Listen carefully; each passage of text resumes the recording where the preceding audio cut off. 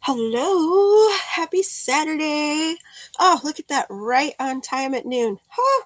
Okay, hey. So I am Emrisu Alvarado, and I own A&S Sewing and Design, where we do sewing, upholstery, and functional art for residential, commercial, auto, and marine. All the fun things. And today we'll be doing this cute Chameleon by Choly Knight. I tried to include a link in the description, but YouTube says I have to verify my identity, so I went through that. So if you can't click that link, if it doesn't show, there's a link in my bio where I have my sew along schedule. I have the links to the patterns I'm using. I don't make any money off of this pattern. I just really, really like Choly Knight. She's fantastic plush designer.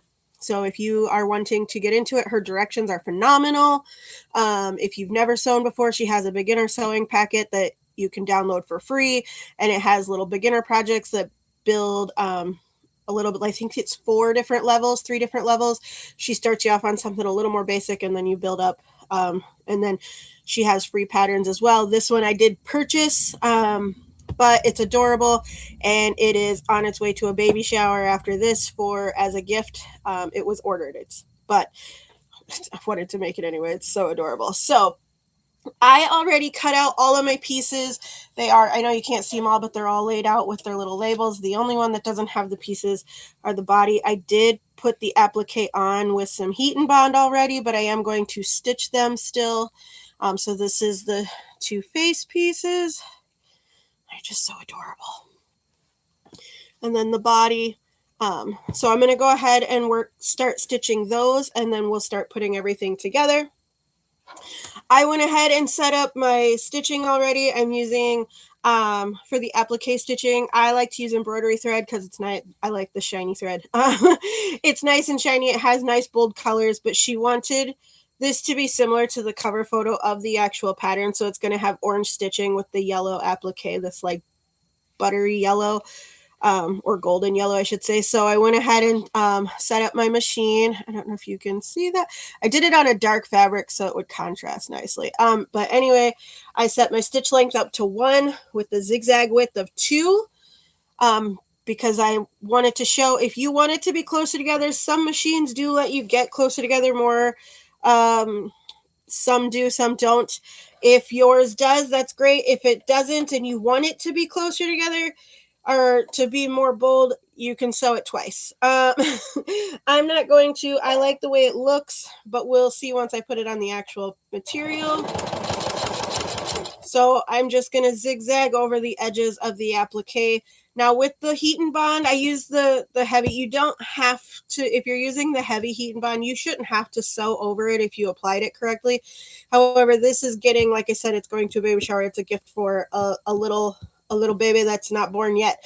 And babies put everything in their mouth, so I don't want any of this to like peel off by accident. So I'm still going to do the stitches. Besides, it's just a nice cute little pop of color.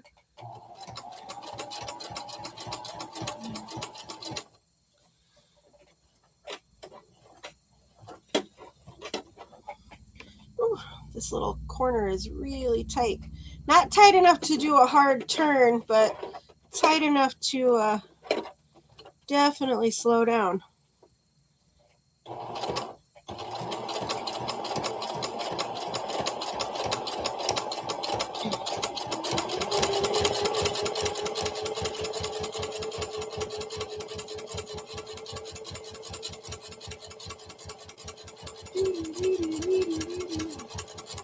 All right. I am going to put markers in where they bookmarks or section mark. I don't know the quite terminology. I'm still learning how to do the things online. But there's little markers that I'm adding. So once this is done for the replay, if you're watching a replay now, or if you are watching live and want to rewatch later, I am going to put the markers in. So when you're rewatching, if you just need to watch certain parts, or you're stuck on the pattern itself, you can go ahead and fast forward to different markers. So I will go put that in for that.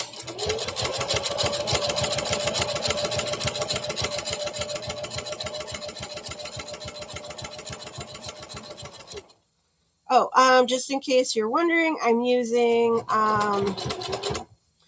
the Singer heavy duty machine, and I am surprised at how much I like this machine. I am a Brother user generally through and through, but this is a pretty good one. There we go.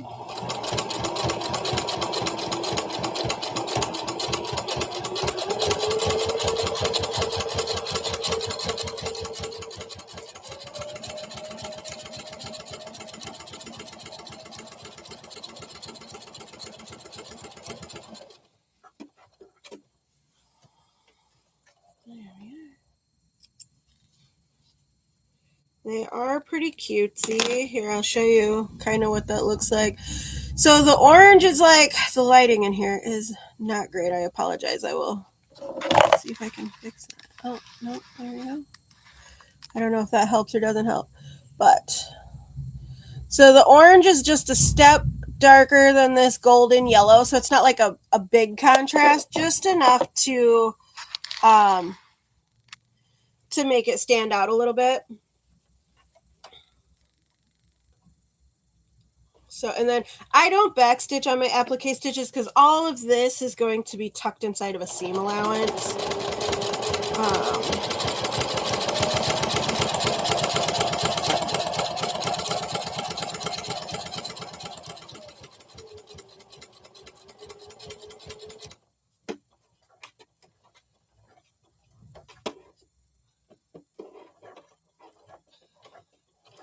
So when I was putting the appliques on, it was quite the adventure because these two pieces are going to go together and you're going to want the stripes to line up. So I was taking them, I put them on one side the way I liked them and pressed them so they would be glued down and stuck. And then I had to do the other side. Let me show you how I did it. In case you don't have your appliques on, I was taking the pieces and laying them down so that they lined up. And then I would put one piece down and press it. And then I would turn it so I could see where this one ended and then where this one would start. And then I put it and laid it down. And I did that all the way around to make sure that when I put these pieces together to sew them, they're going to match up. Because there would be nothing more frustrating. I mean, it would be okay. There's spikes down the middle, so I don't know if anyone would really notice because they're not going to be touching, I guess. You don't have to put the spikes. If you don't put the spikes, then you're really going to notice. I am putting them, but for me, it would be incredibly frustrating to get it all done and then look at it and notice that they are not lighting up.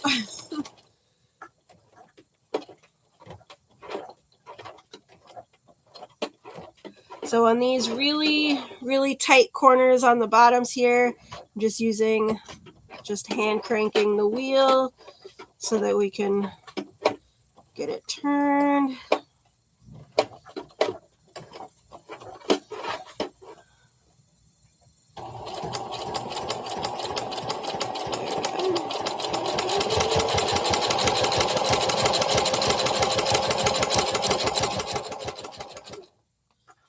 And then if you're just using, like I said, if you're just using the heat bond, you don't have to do this sewing unless you want to.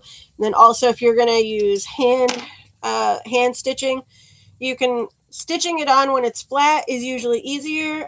Sometimes though, like with eyes, sometimes if I'm hand stitching, there are certain things that sometimes I like to put on after it's already sewn. But that is a personal preference. A lot of times things are easier to do when they're flat.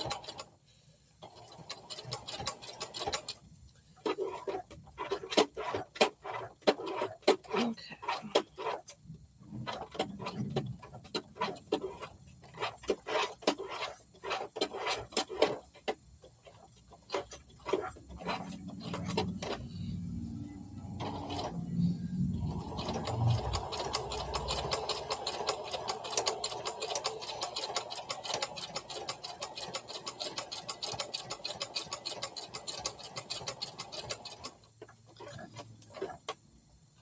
So if you have any questions, just make sure you drop them in the comments. If you're watching it live, obviously I will try to be answering while it's live. If you're watching a replay, I respond to comments.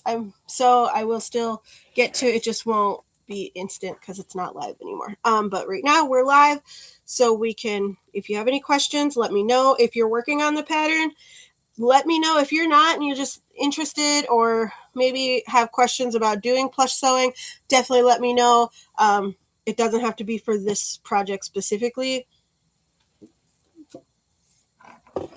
And then if you're working on your own project and you just wanted kind of like a community sew feel, that's awesome. Let me know. Just say, hey, let me know what's going on, how your Saturday is going.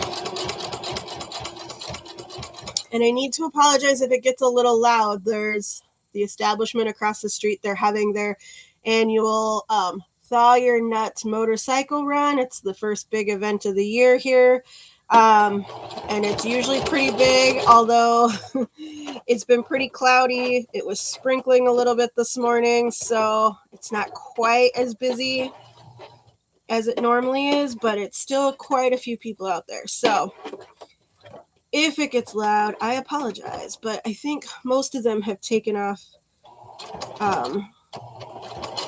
to the next stop. So they start here, and then there's like a whole route. They go to different places, and then they come back here about 3-ish, 4-ish. But it's supposed to thunderstorm this afternoon too, so I don't know how far into the run the people that actually went will get. But I know when they've had bad weather before, they would come and meet here in the morning, maybe go to the next stop, and then kind of stop. So it's just really fun for them to get out and get together, and that's cool for them. But it does get very loud here. So if that happens, I apologize. So towards the end of the tail here, these spikes get kind of small. So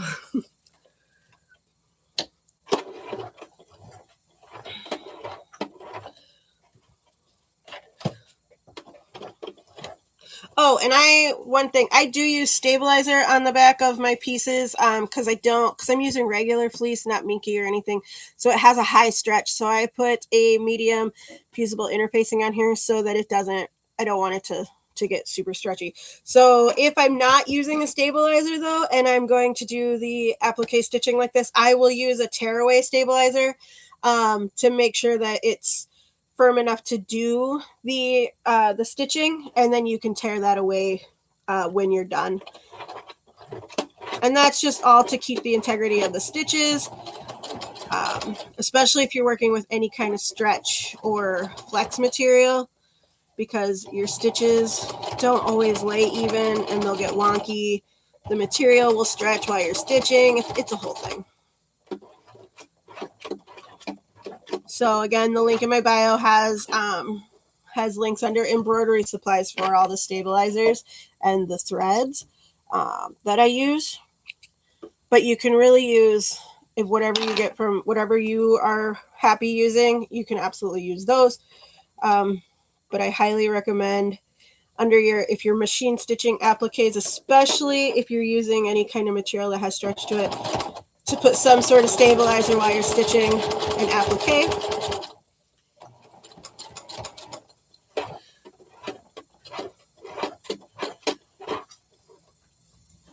Even a good tearaway will work if you're just... Ooh, these little ones get tight now.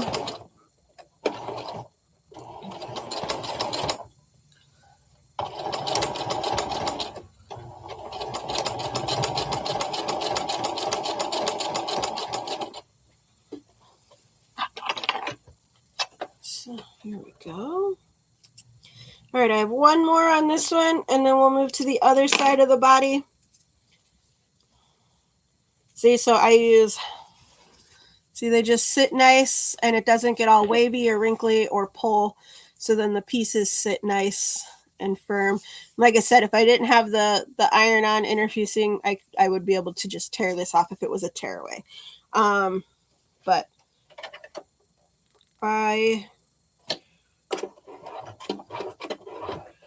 There we go.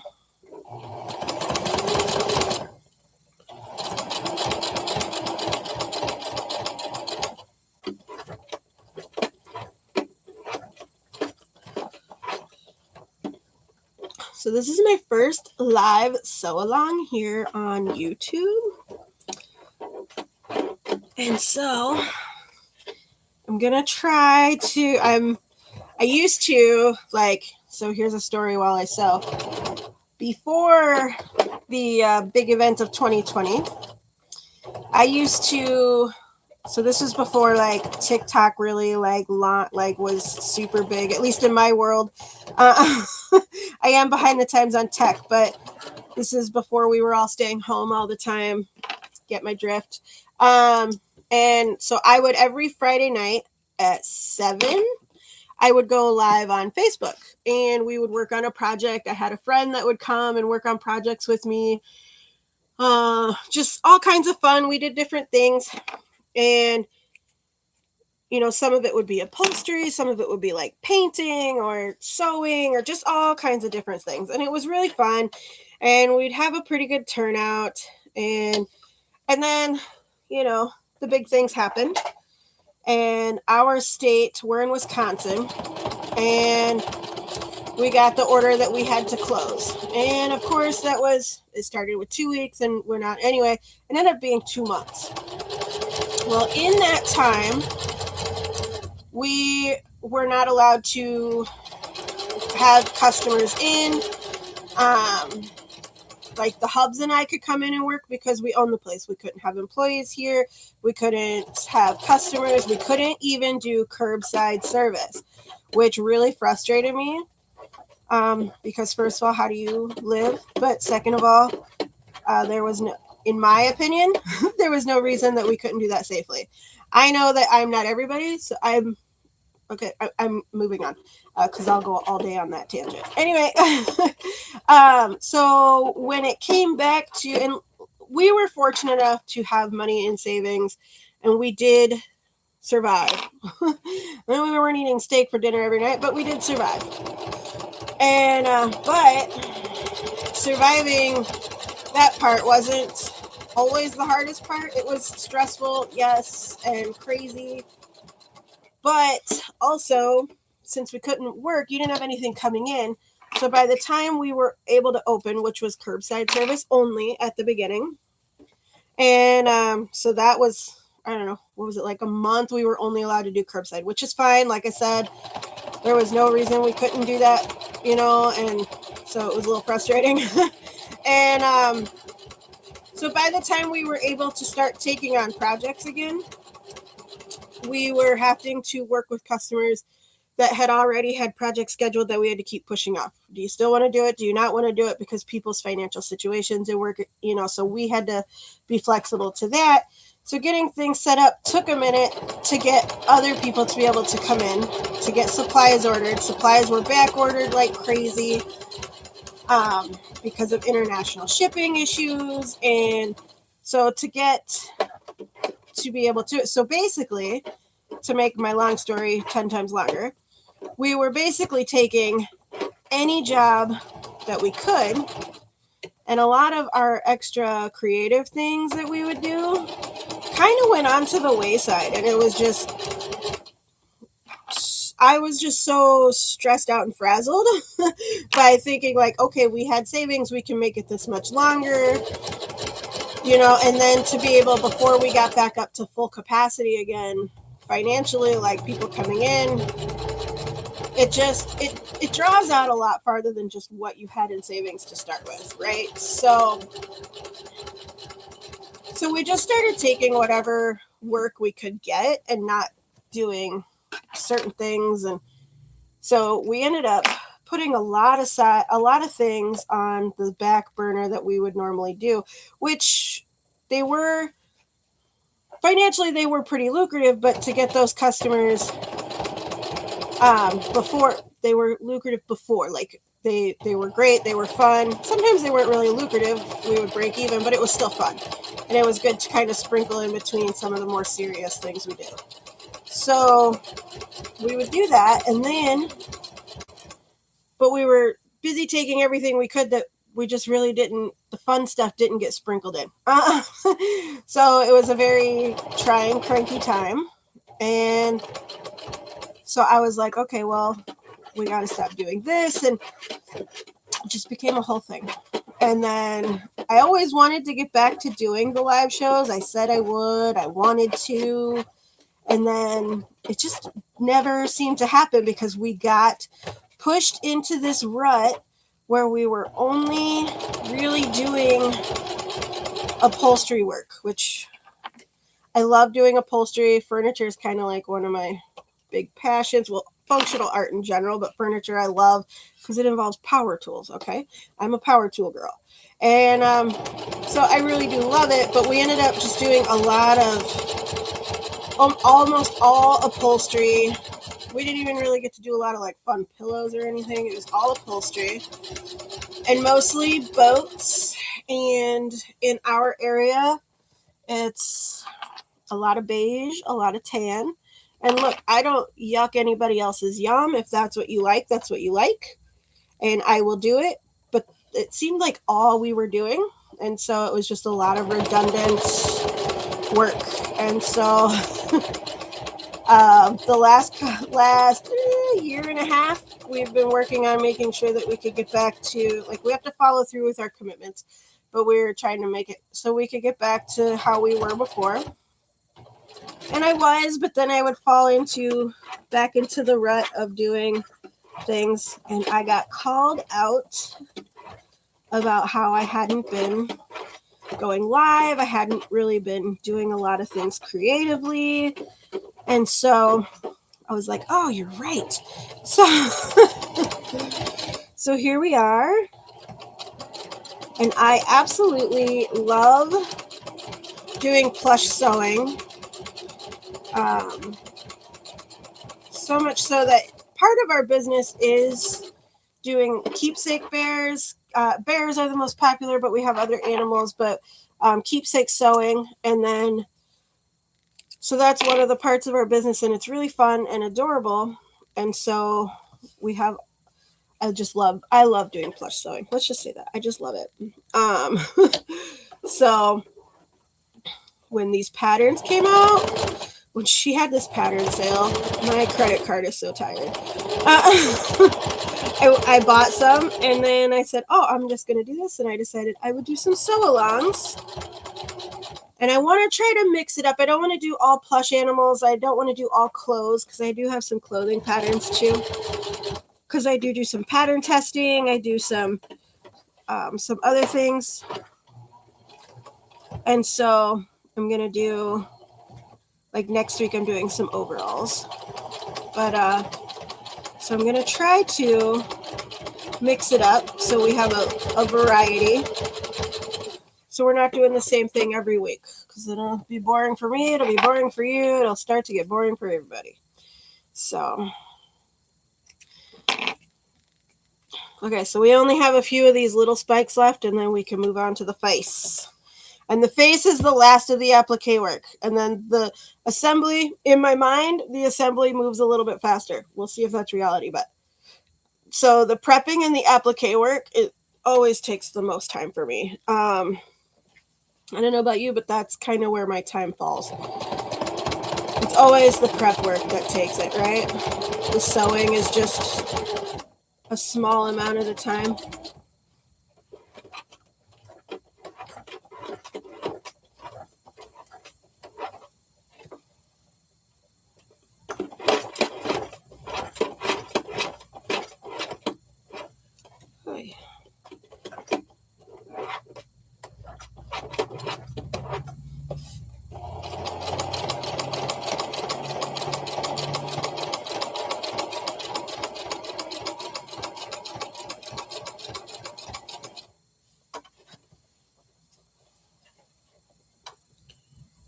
I was not a fan.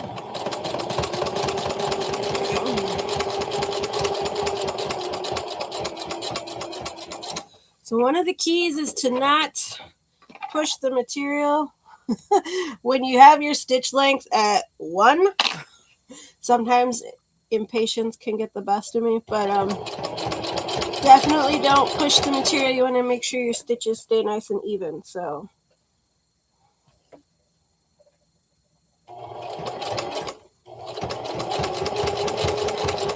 guide it, but let the presser foot do the work. Otherwise you'll be cranky with it later.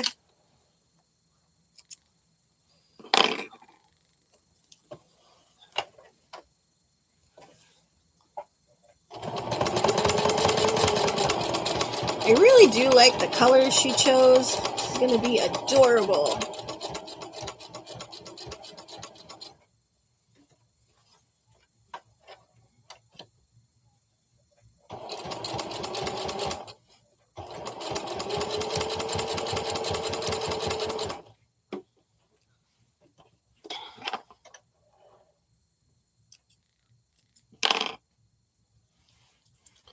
All right, one last little tail spike.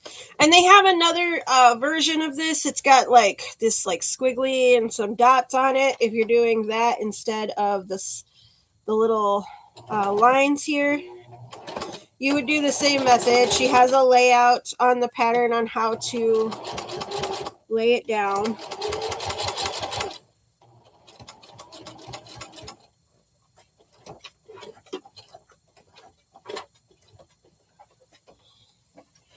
It's very, very cute. And then there's two versions of this. I guess maybe I should have explained that. There is one version where you could put the wire in it and make it bendable, so the feet and tail will curl. Like you can make it so that it clings to things, like wraps its legs around things. And then you can do it without. I'm doing it without because, like I said, this is for a baby and we don't need him poking himself in the eye. So on the pattern, because this one doesn't have the wire, the tail is sewn to be very curly. The other one, it's kind of a little straighter because you're going to adjust it with wire the way you want. So there's a couple, and then there's also a part where you can add horns to his head. We are not doing that. You can also add a tongue, which you can put wire in the tongue to make it like roll out like all silly. But we are also not doing that because, again, this is for a baby. Okay, so both the body pieces are done. Okay, so we're going to move on to the face. These are smaller and should go faster. So I have a yellow or a blue to go around. I'm doing the version with the closed eyes. There's a closed eye, an open eye, and then a lidded eye. The lidded eye looks like he's stoned and it's really adorably funny. But we're doing the closed eye version. So we'll zigzag stitch around the eyelid, the closed eyelid. And then I have the color to match. And then for the face and the eyelid, I'm just going to do straight stitching because I feel that that's all that it really needs. The mouth is really just really thin. So in my opinion, by the time you start zigzag stitching around it, you're really just... My thoughts is if you can do it right, it'll look great. I do not possess the patience that will work for that, and it will look like a hot mess. Let's be honest, okay? I know myself a little better than I think I do.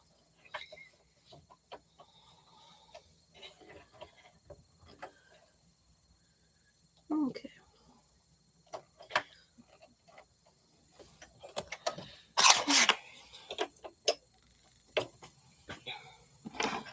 So these are these cones.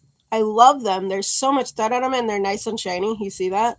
Polyester thread. So I really like them for that. But they're a little bigger than this machine is really set to take. So it takes a little maneuvering to thread the machine the first time you use it.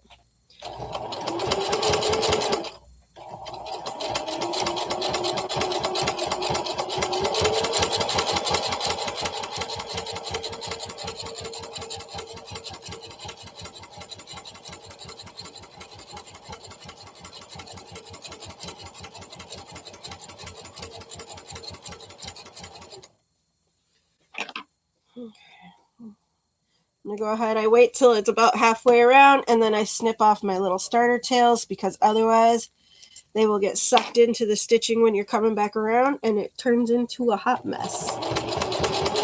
The bottom, a hot mess, wouldn't bother me so much, but the top will not be attractive.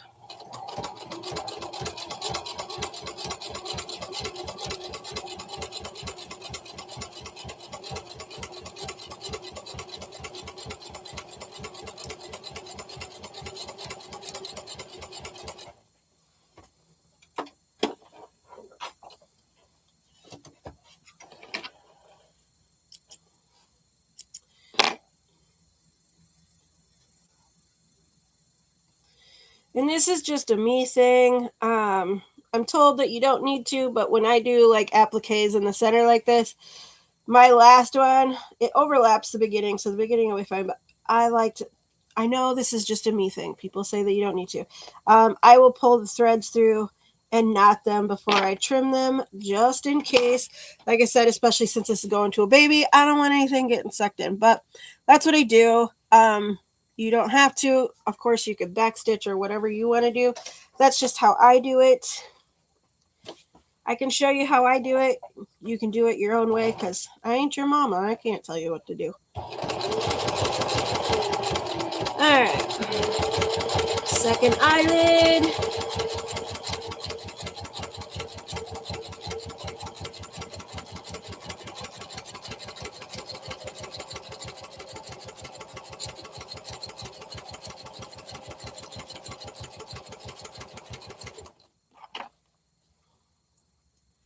Snip off my starter tails.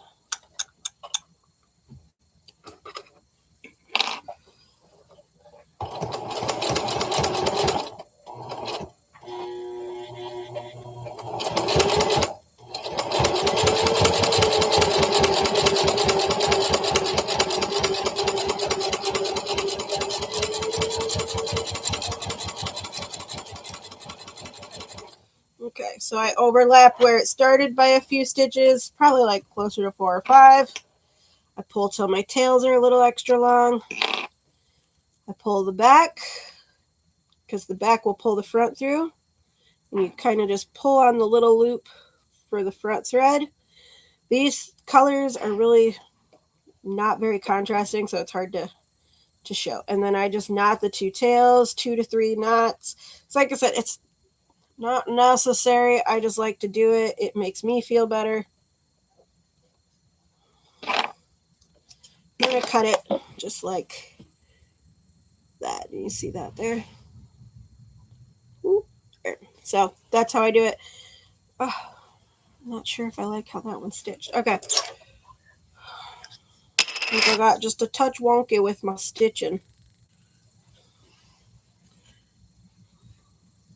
What do we think? Maybe it's just me. Kind of looks cute though. Okay, so then we'll switch to the darker color that we got for his eyelids and his mouth. And like I said, we're just going to do a straight stitch on these. And this is just really to ensure that everything stays down. Like I said, the heat and bond will usually keep it in place. But I like the extra reassurance. So, especially since the mouth is fairly thin. Oh, let me make sure. Ooh, almost forgot to change my stitches, y'all. Okay, so we're going back to straight stitch. I'm going to put the length on a 2.5. For top stitching, you can really go, wait, let's go down to 2. For top stitching, you can really do a nice long stitch. However, because this has so much movement to it, I like to do a smaller stitch just to make sure that it stays in line. So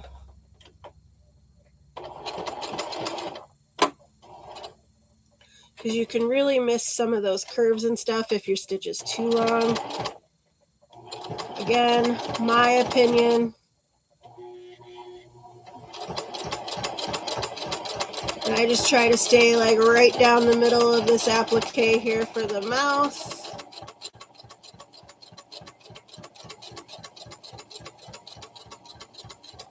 And the end of this mouth is going to be in the seam, so you don't have to do a back stitch if you don't want to.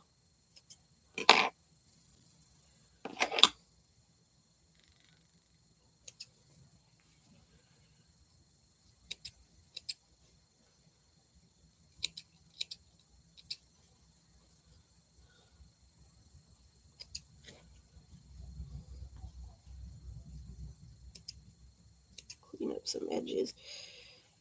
And then the eyelid, I'm going to go around, just go around the whole thing for the eyelid because he gets kind of wide. We're just gonna do it.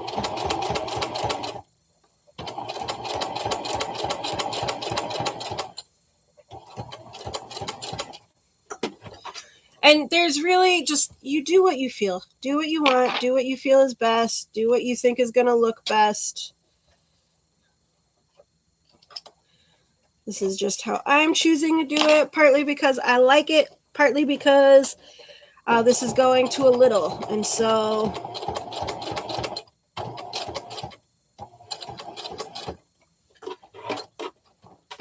I don't do a lot of things for littles because of safety issues.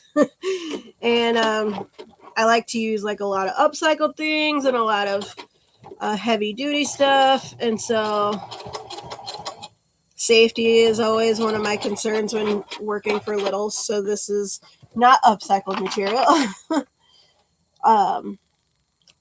So that's just, so I don't do it for littles too often, but this one is a special exception. If you don't like sewing on appliques, you can also paint.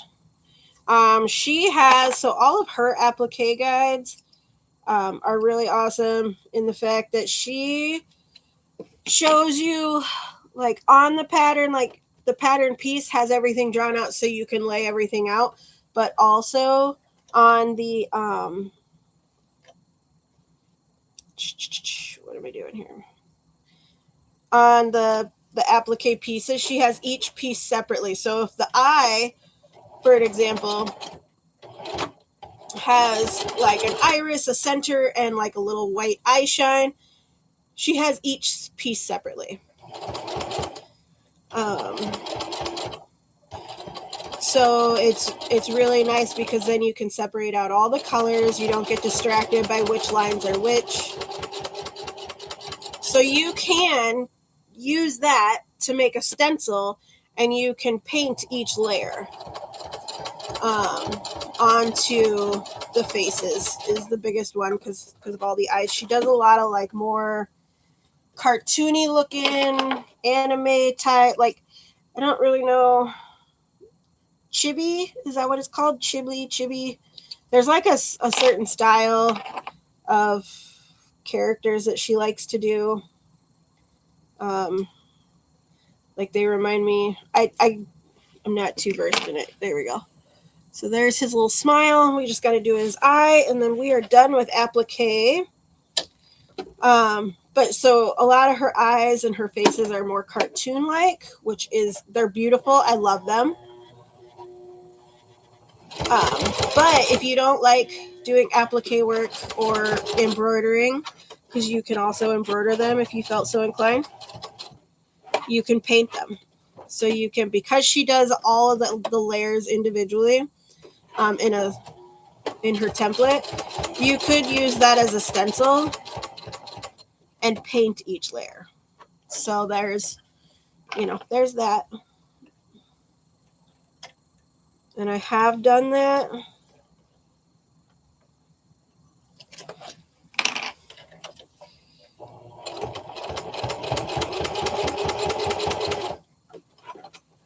Okay.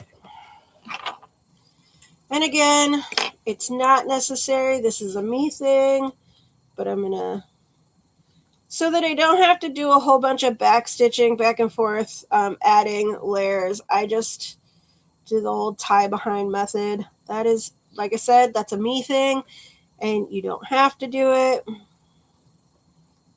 It's just what I like. It makes me feel better. There we go. All right, so we are all done with our applique work. So now we can get to construction. We're going to switch threads. So we're done with all of our embroidery thread, and we're going to look for our regular thread. So this bobbin here, Richword sells pre-wound bobbins, which is awesome. But this bobbin is the same thread as the embroidery thread. It's a white, of course. So I always use a bobbin thread type that will match the thread, because things just tend to move. They don't have to be the same color, don't get me wrong, but they have like the same type of thread. They just seem to work better together that way, in my opinion. Of course, you can do whatever you want. All right, let's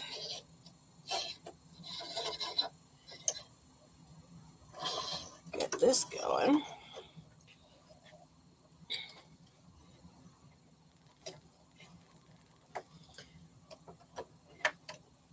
I do have a couple bobbins here ready to go. I don't know if I'll need both of them because this guy is pretty little, but I always bring an extra just in case.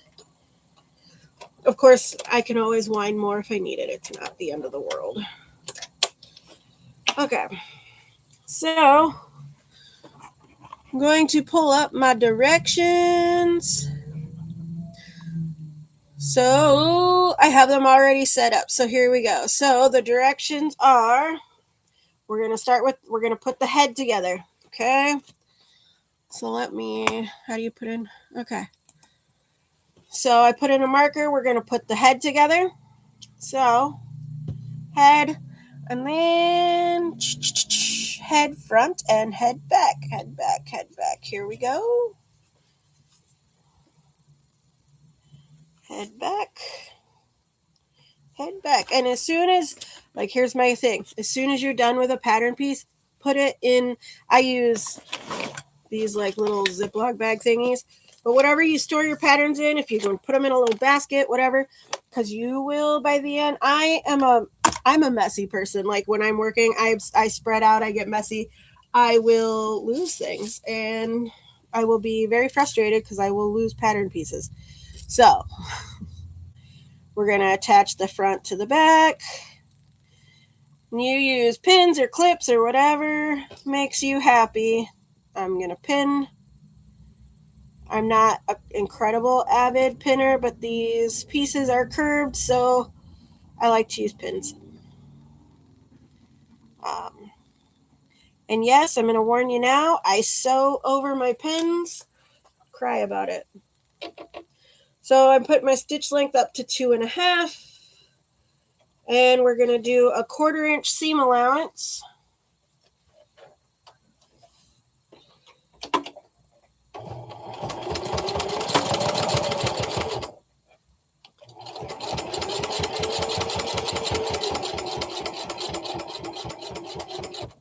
So of course you don't fly over your pins.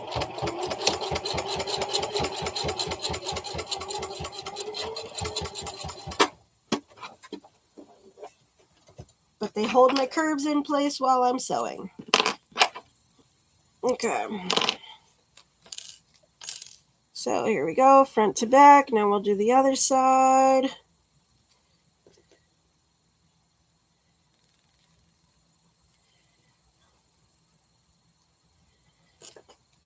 So her directions have fully like illustrated pictures for every step for each type. So if she has 3 different types in a pattern, she will show you illustrations for all 3 types.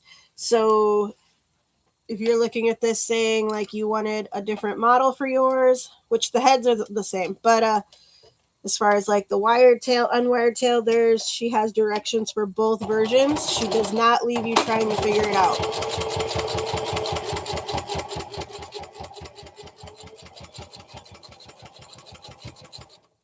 And again, I don't make any money for referring her or telling you that I like her stuff. I just genuinely like it. So, and I believe in sharing. So, That's what's happening. All right, so we got the front to the back stitched up.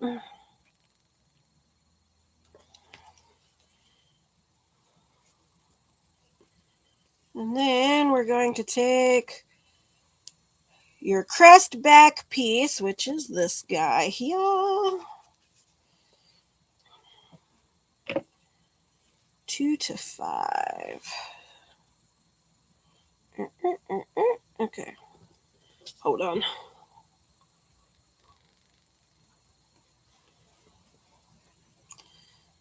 Let me see. Here we go. Okay. 2 to 5. She has all of her little angles marked. It is fantastic. So you can match up the numbers in the corners.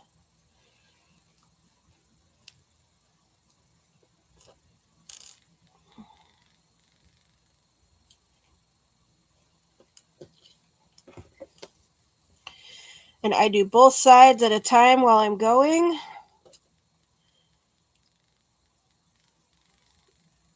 So that I make sure I don't forget the step from one side to the other, because then it gets frustrating. For me anyway, that's how I function best.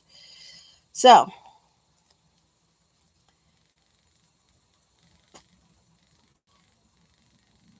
do I have that right? Oh, I think I put it on backwards actually.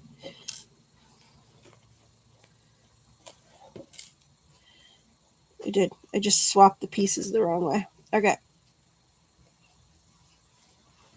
There we go. Okay. That makes more sense now, actually.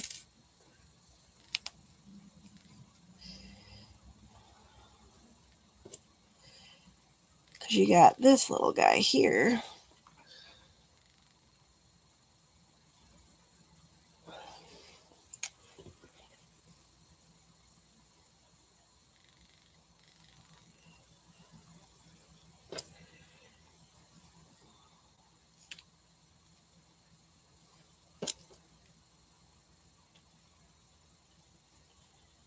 Two, 2, 5. Here we go.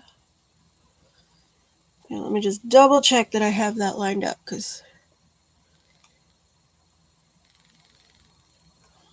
okay. So it seems a little funky, but this is 0.2, 0.5. Make sure you have it pointed this way. Because she shows you the picture. She shows it right. It's right side up and then upside down. So there we go.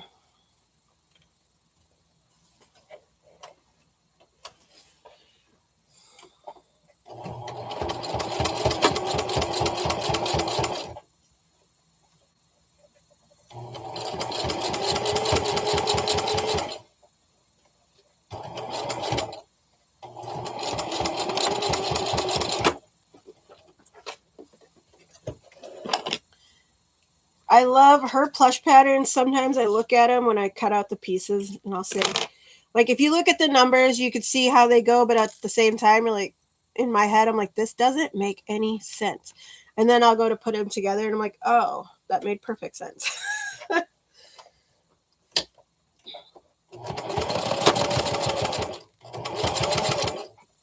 I've done a few of her pieces and I love them. I've downloaded more than I've sewn, of course, because apparently collecting patterns is completely different than making patterns. It's a completely separate hobby. But with my whole, I'm going to be more creative thought, we're going to use them all. All right. So now that we have it and it looks like this, we're going to put the front and back together and we're going to do some sewing. So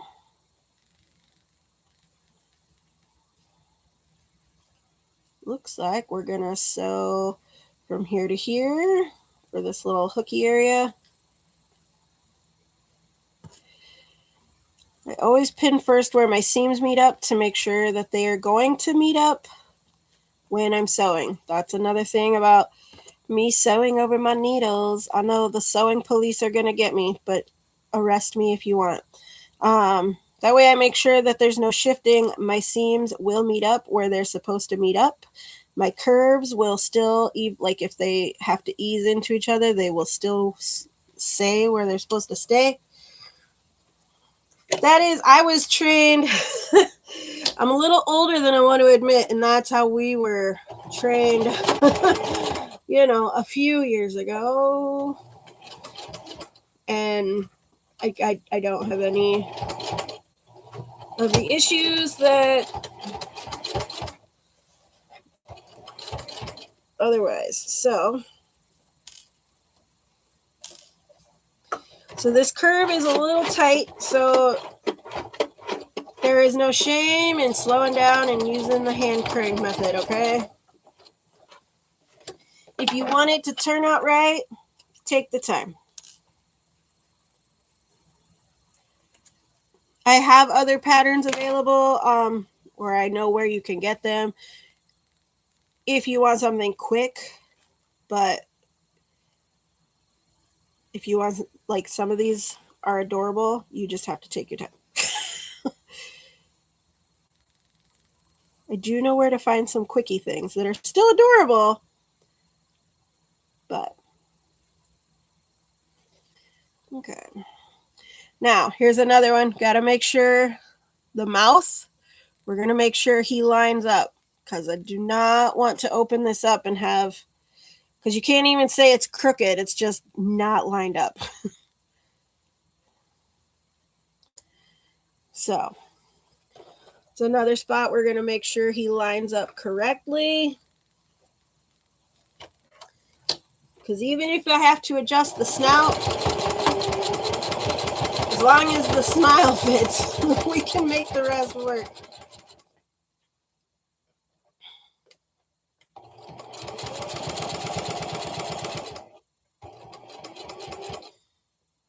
So we're just doing...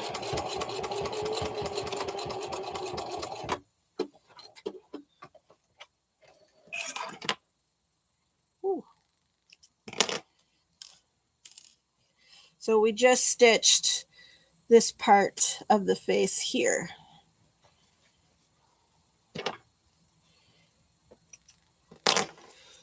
Let's keep going. So there's a separate forehead, so that's why we have the top of the head is open, and the neck is what we're going to stuff through. So now we need the forehead. Again, put this in my little Ziploc bag. Hold on. The numbers are nice for reference, so if you want to keep it out to look at the numbers, just make sure you remember to put it in the bag after. So 0.1 is the front, kind of looks like a weird manta ray. This is 0.1. And that's going to go at the front by his little nose.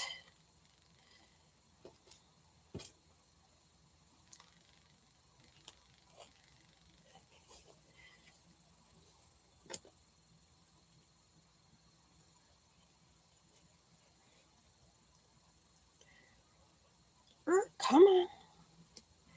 There's some layers in there. Okay.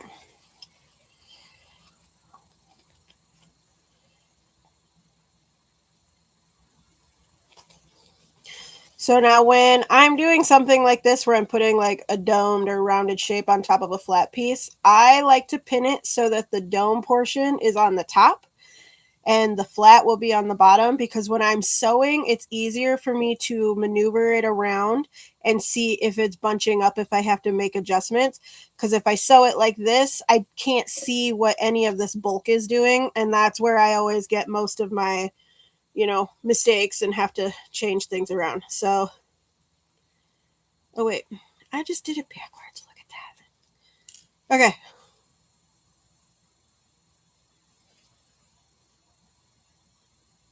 Point one is the back of the head. Okay. I had it backwards. Hold on. Point one is the back of the head. I was so focused on making sure I pointed out why I pinned it a certain way that I I had my head backwards. Okay.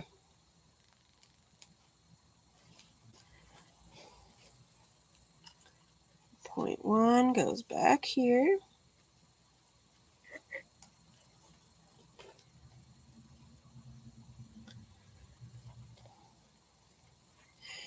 I can't even play. I do this confuse myself stuff when I'm by myself too. So you're just seeing the background scenes of what I usually do.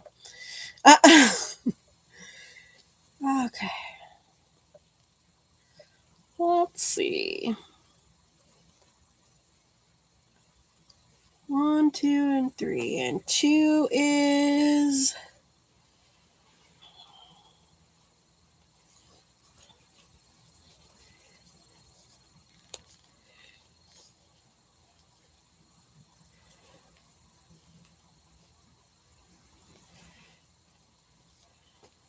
Two is at this seam here. More pins.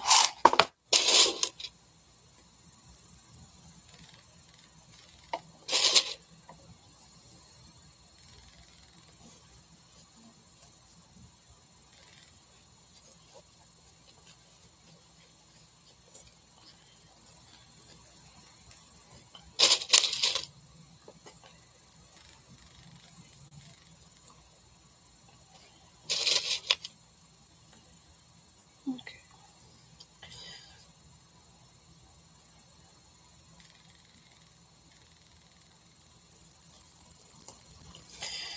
Okay.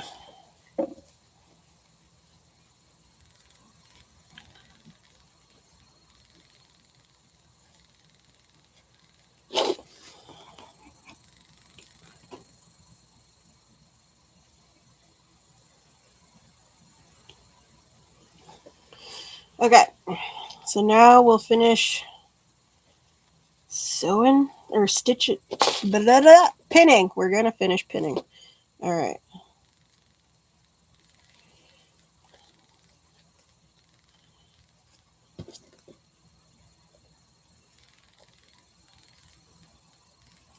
So these pins, I like the long pins because then I can grab them nicely when I'm sewing, but I don't push them all the way through, especially on these shaped pieces. So I only do it because you want it to hold in where your seam is going to match at that 1/4 inch. But if you start trying to pin it too much at once, like this here, if you try to do something like this is where you sometimes get bunching around tight curves. It's a learn by process or learn by doing process. You're gonna learn you're gonna learn what works best for you. This is what works best for me. On a straight line or a soft curve, stuff like that, those things aren't quite as serious. But with something like this, if you pin it bunched up, it's gonna sew bunched up. So this is how I have found that works best for me.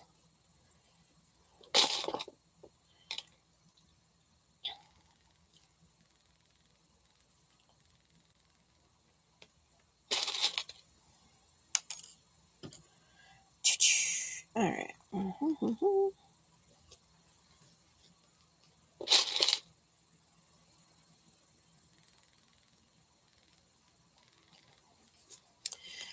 So there's one end, and now we'll work on the other.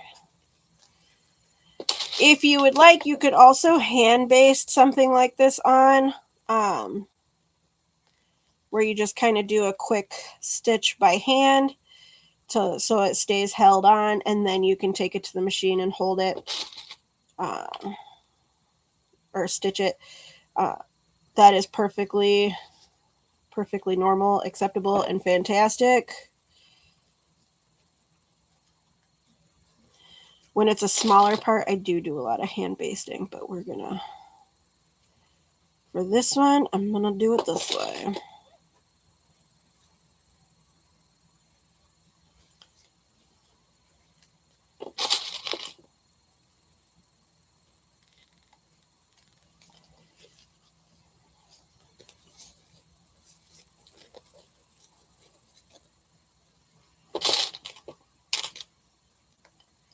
Because you do kind of have to move things around while you're sewing something like this to make sure that you don't get bunching and you don't get things all mixed in.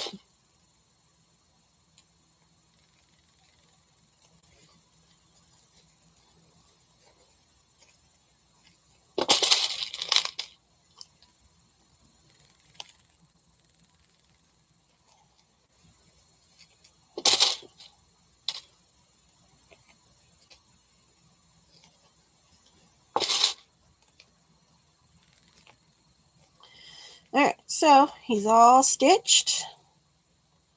Now to turn this, they're going to turn it through the neck hole. So that's the opening. So if you're looking at this going, wait a minute, that is how it's going to get turned out. Okay? It's going to be turned. All right. So now we have to, while we're sewing, find a spot that's going to be maybe easier for you to access a good starting stitch. I just like to find somewhere that's going to lay relatively flat and nice for me. I'll start right here. The whole thing's going to get stitched, but that means if I can get it to start nicely, I don't have to struggle to start stitching. Then I can start moving things as I need to, and then I can it's just as long as you have a nice start to your stitching, the rest is a little easier. It's a little less frustrating.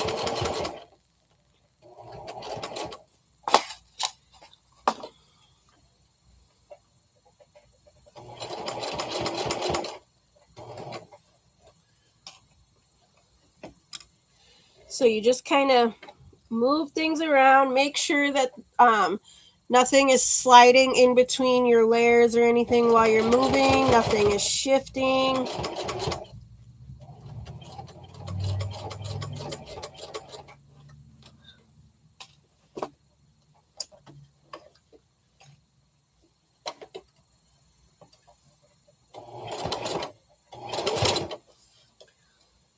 And if you're going to do anything, make sure your needle is down so that you can pull. You don't want to like yank on things, but that way you can move things around without your fabric moving from underneath the needle.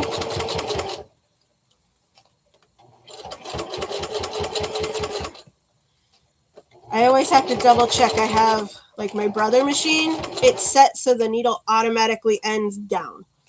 No matter what I'm doing, if I stop sewing, it'll go like rotate all the way till it's down.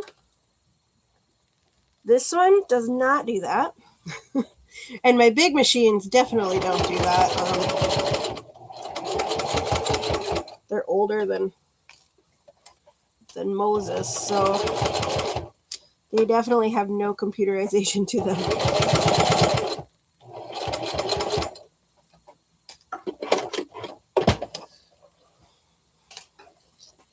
Right, I just want to double check, make sure everything's laying.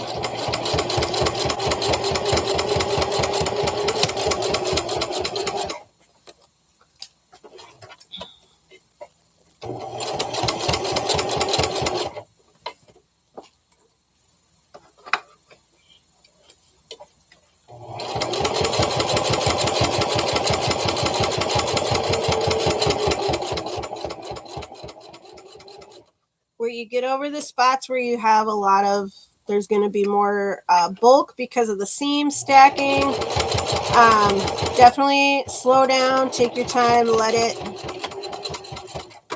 go. If you have to, you can hand crank it, and it depends on the material you're using. I'm using a fleece, and it's a polar fleece. It's not like a, so sometimes the seam areas can take some patience.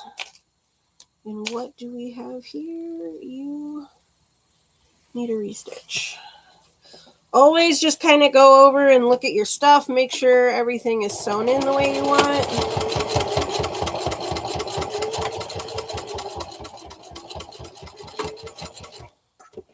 Just kind of want to extra secure this space.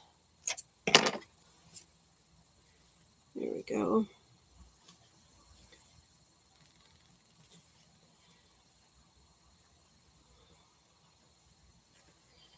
Okay. I'm just going to do one more stitch here, because it looks like it just didn't stick to my 1/4 inch here.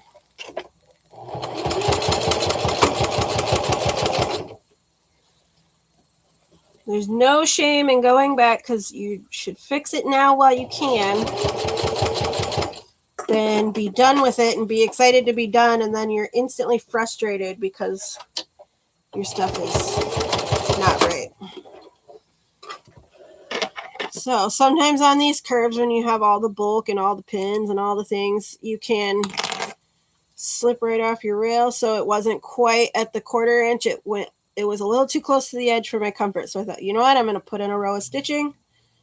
Nothing wrong with it. And we're going to go. All right. So now we're going to flip little boy out. Here we go. Can trim. Wait, where are we going? So we need to trim some seam allowances. Here we go. So in some areas, and she tells you in the directions which spots, but you want to make sure you trim where they're going to curve, otherwise they pull funky and they look funny. So we're just going to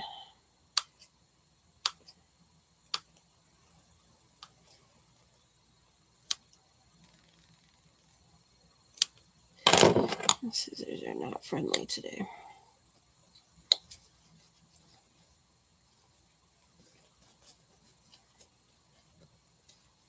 So basically anything that curves in gets a clip, needs an easement clip on it.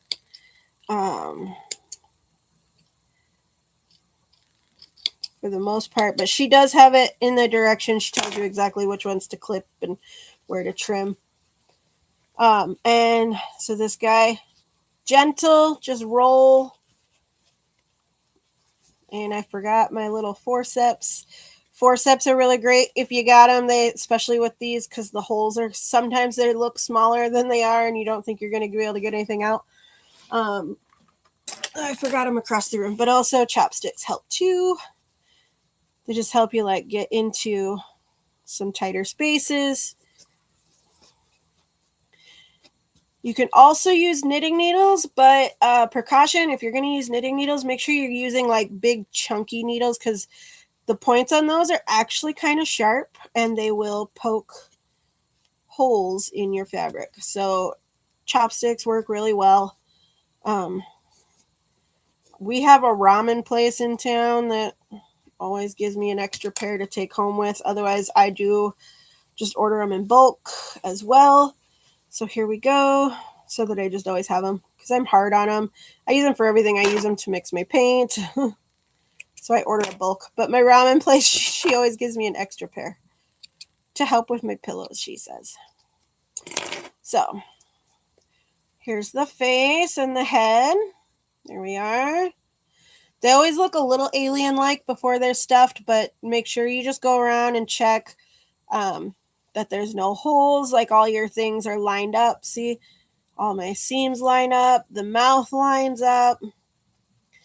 We didn't stitch over the eyes. We had our placement right. And you just want to make sure that there's no holes, like nothing slipped out of the way and fell off when you were trying to stitch. Because if you can't check it now, it's going to show when you're stuffing for sure. So the head gets put aside because the head is done. How are we doing for time? Oh, we're only an hour in. All right. So now we're going to get to the body and we're going to start with the legs. So the leg outers for the front and the back, they look exactly the same. And I feel like the sizing is actually the same too. But I did do them separately because she said to. And I don't want them to be ugly, so I'm just going to make sure. So what we're going to do is... So we have to sew the little dart in all of these legs.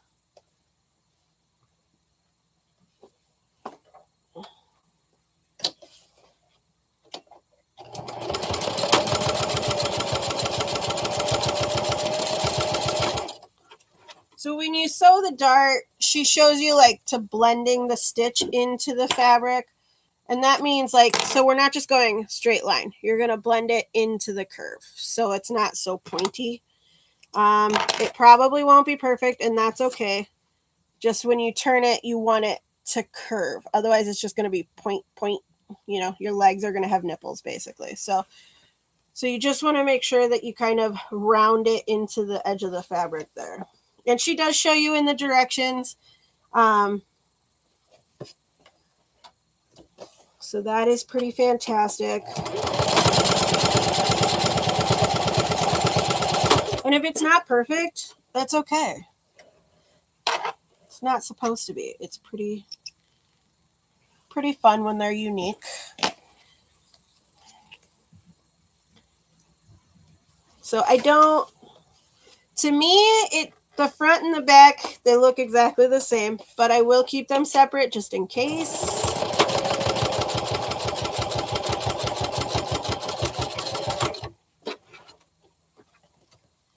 Especially when it's the first time, like I try to, if it's the first time making a pattern, I try to do exactly what they say. But to be honest, I really, really am a fan of packing patterns to make something else.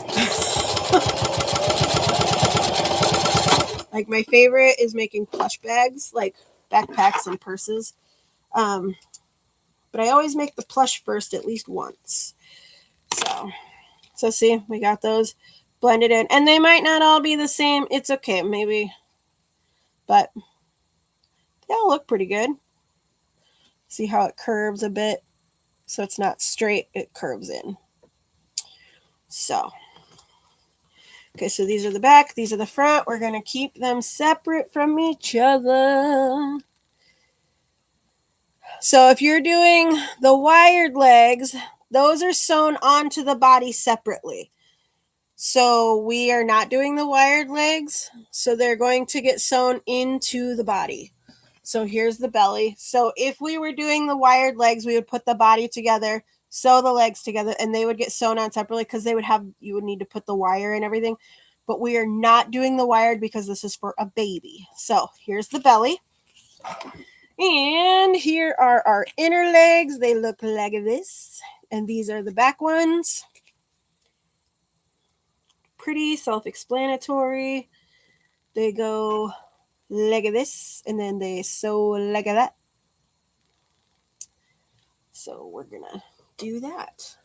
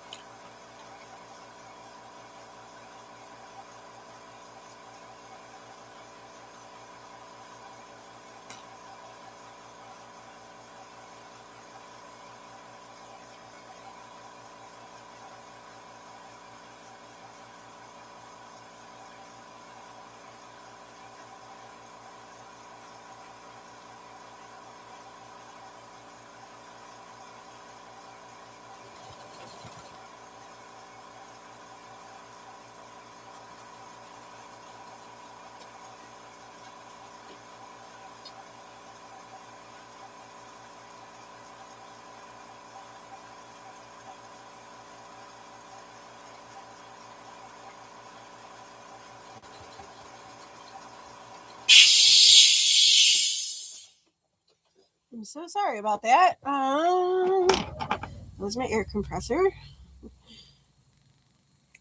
So we're sewing on the inner legs, and they go into these little notches here. So the notches, they don't look like the same size, but they are. They're just shaped different. So it stretches. So you just have to, I just start it, and then every stitch or two, I just move so that I can get everything lined up, and then stitch another stitch or two. This is also an area that would be good for hand basting if you wanted to hand baste. But really, I don't find it too hard to do on the machine. You just have to be patient. Woo! And not do that. This is where you also want to make sure you're not using too big of a stitch, because smaller stitches will make sure that they're held really nicely in these these tight curves.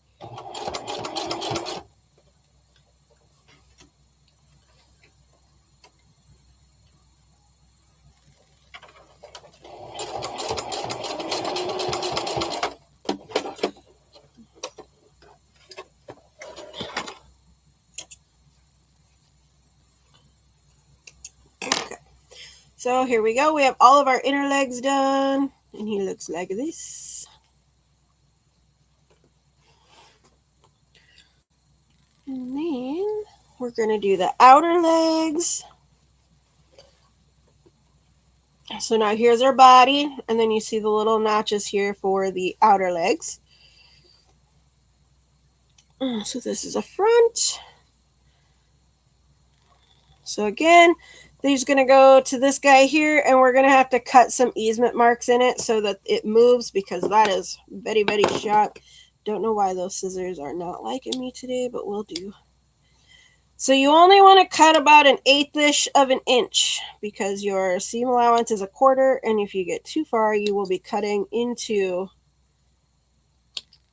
the fabric, into the main body of the design. So you just do about 1/8 of an inch, and it opens up nice and wide, just like that. If you find that you need to cut more as you're sewing, you're like, it's just not working, that's fine. Just do it as you're going, so you can make sure you're not getting too close to that seam, that stitch line. Because if you get too close into your stitch area, you're going to have holes in your chameleon.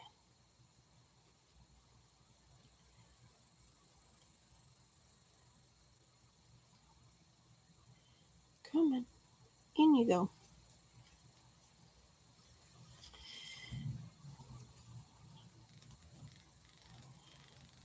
And on you go.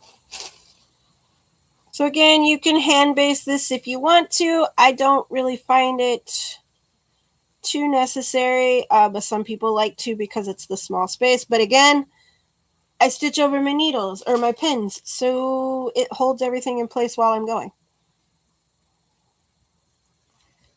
So just make sure that you're taking your time to shift all of the material so you're not getting bunches, okay? And a couple stitches at a time before you check. Make sure you need to move, shift, whatever.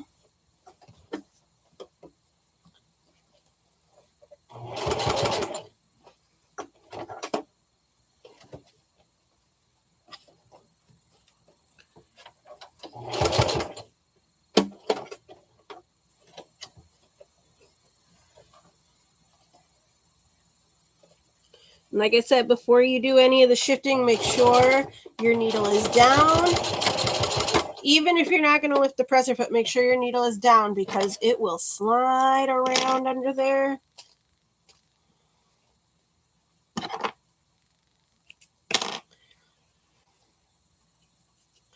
Oh, and I am going to...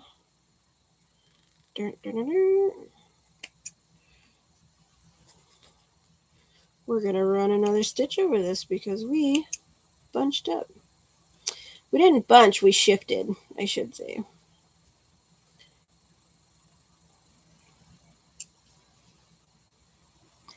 I should have stitched it with this on the top instead of the bottom.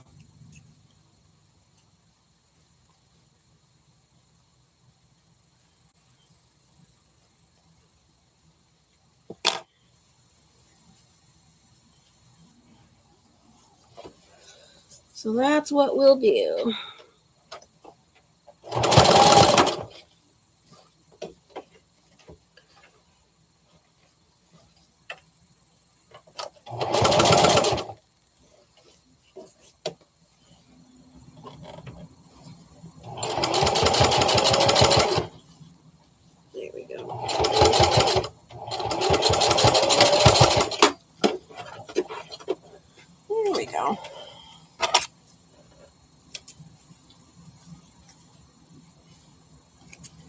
All right, I still don't know how if I like this.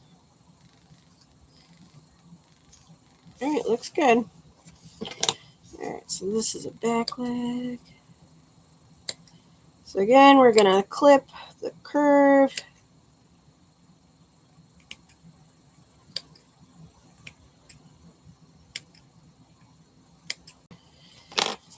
So it'll lay open nice and flat. Take out a back leg.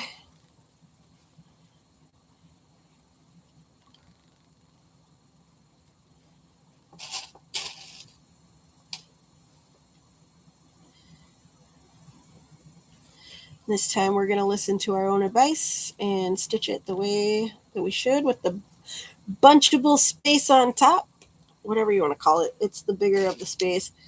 It always throws me off because you should have the smaller piece on top of the bigger piece, but the bunching is going to happen here if it's going to happen, and then that causes shifting, which I had in the last one. It happens. I just got to keep on going. There we go. All right.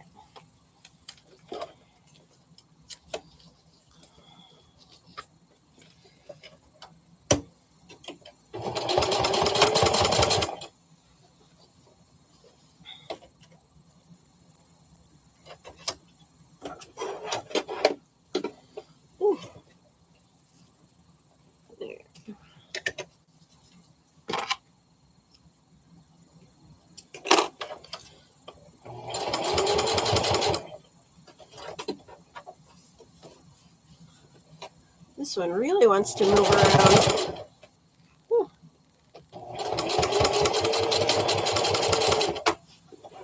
No wonder that other one mid there. Move in. That's all right. We got it. Nothing's going to stand between me and finishing a cute chameleon. All right. Make sure everything looks good in the front. And it does, except for this little piece right here. Let's give it just another stitch just to be safe.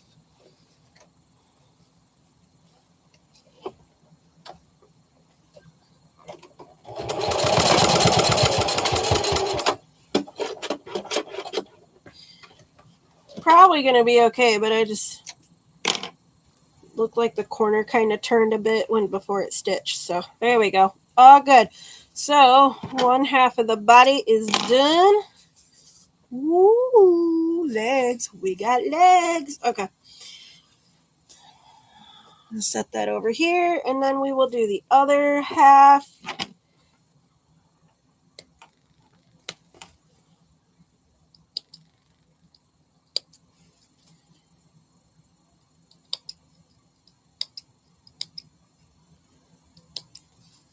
I'm just going to clip up both edges here so that it's done.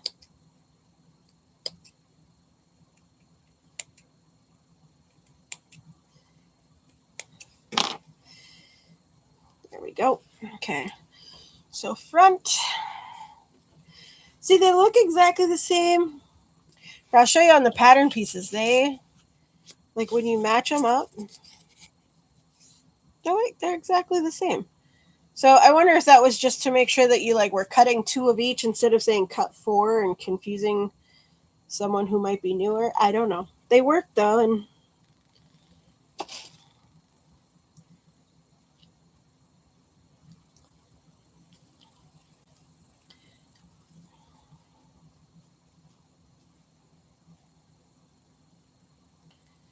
so it is a little easier to prep sometimes because, you know, like when you're doing like animals with ears, you have to cut 4 pieces, and so you're like cutting 2 and then moving it to cut another 2 so you don't over stack your fabric to try to cut it at once. So it does help in that way. All right, so we're gonna stitch this guy up. Whoop. Put an extra pin because this one is moving.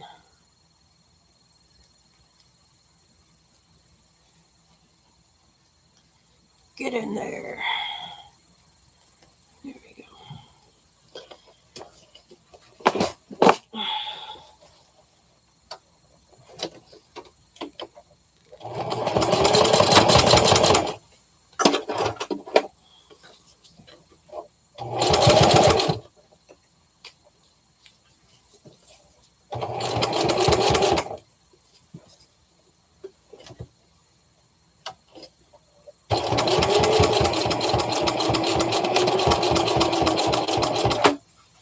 Okay. Beautiful. Beautiful. Love it. All right, one more. We already clipped it, remember? So we'll just stick these together. So if you're having problems getting them to line up, what I do is I face them together like they're going to go together. Then I start with one end all the way to the side.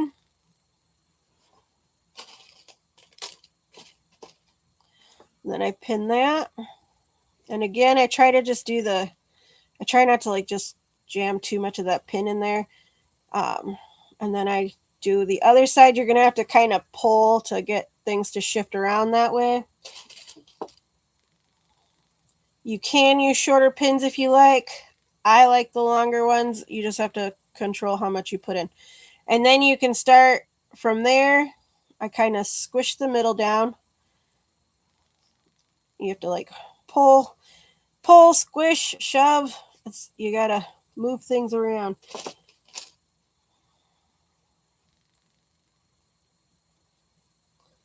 And put it in. And then if you want, I'm going to put it in between too, because this is where it's shifting a lot when it's sewing, because it looks good when you put it in and then all of a sudden it's shifting as it moves. So another one there and another one there. See? So that's why you had to put those little cuts in there. So now we're going to sew. And remember, just do a couple stitches at a time so you can move around your base fabrics as you need to make sure that there's no big bunching. Make sure everything stays where it's supposed to be.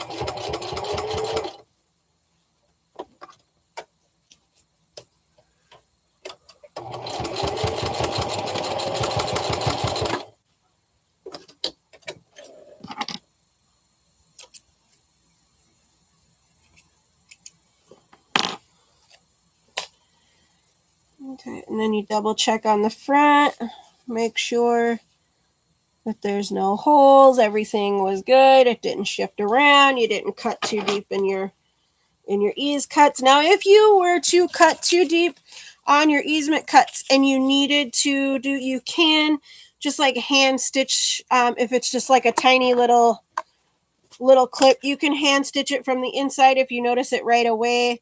You might see just a touch, but if you get matching thread, or you can do it from the outside if you get like a matching embroidery thread and kind of a couple whip stitches on it. Or you can take it apart and recut the whole piece. That's up to you. In this case, it would be the body, so you would have to redo this whole thing. Not really my jam. So I would, if it was for a customer, I would redo it, of course, but otherwise I would definitely want to be just stitching it. So, all right. So now,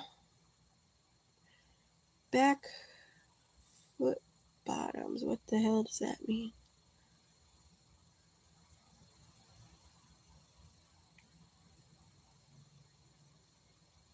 Huh. Okay, grab your body belly. Let's see. So now we have to put the body together.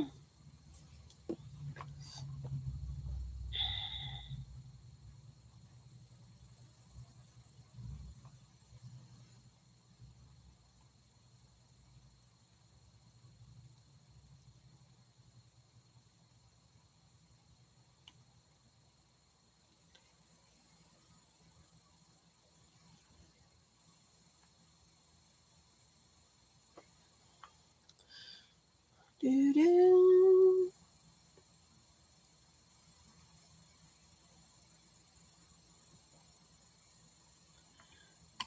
Okay. This part feels confusing to me, but only because I have to actually read it. So All right, so the back feet and the feet have bottoms to them. So they kind of open like this. And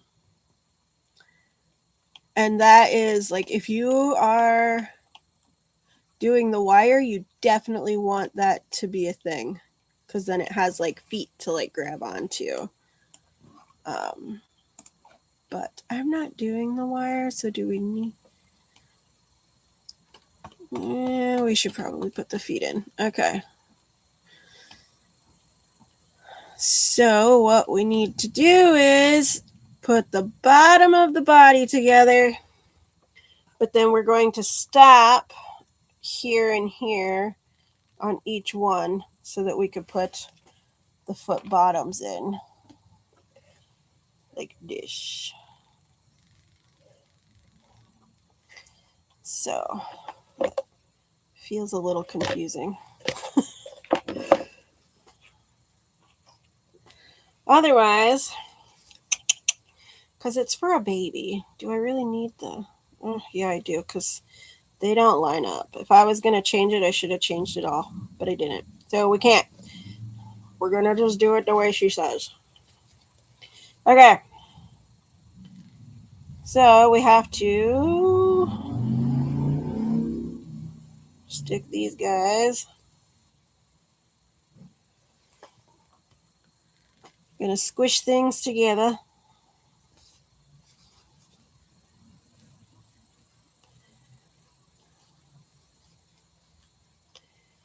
And we can sew the front. 6, 7.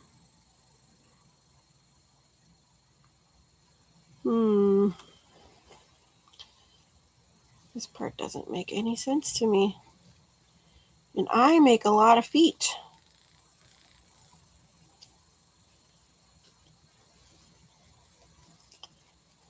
But we're going to give it a go. So let me get out the little pattern pieces, and maybe that will help.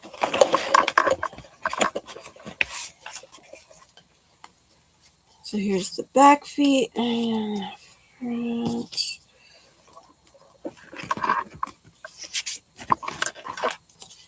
I guess I really only need one piece. Sure. Where's my little marker?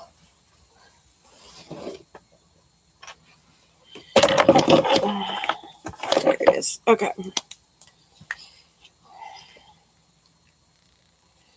So mark where these numbers are. And then this little center point is already marked. Oh, I already marked the numbers on this one. I did not on that one, though. Okay. So I'm just going to take this, put it under the pattern where the number is, and drag it with a little bit of a line. There we go. So now they're marked. And we're going to do this for all 4 of our outer legs. The inner legs I had already marked. So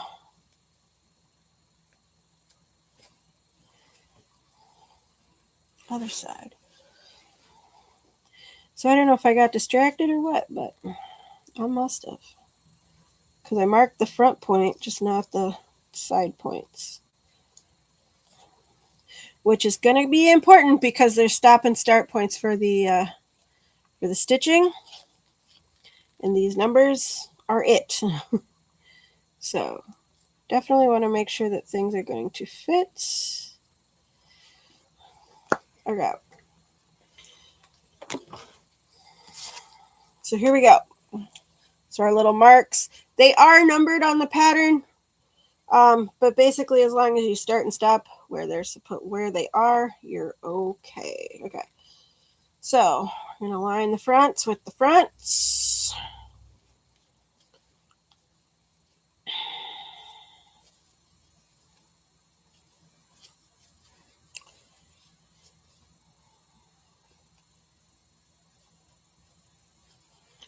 I'm going to make sure my little leg seams match up here.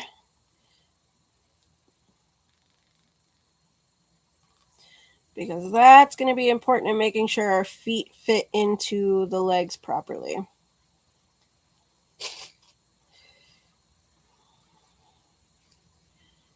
Okay, and then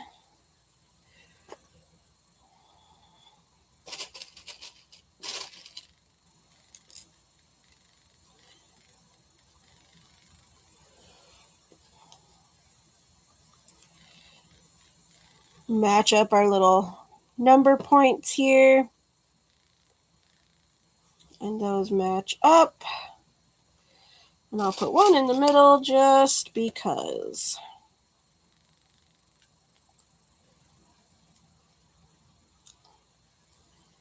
So I think I'm going to go ahead and start with that, because then we're going to have to pull some things around to do this middle port. So let's do this first. And it's okay to break your steps down. If you are confused or it gets to be overwhelming, break the steps down. Do it in small chunks. Like she has it in the instructions in smaller chunks. Personally, I was just getting ahead of myself and trying to read it all super fast. It's what I do. But I'm very arrogant in the thought that I have a lot of experience, so I think I don't need instructions. Okay. Which sometimes is true and sometimes it is not. But this one, totes do. All right. So we got that. I'm going to go ahead and do... Okay.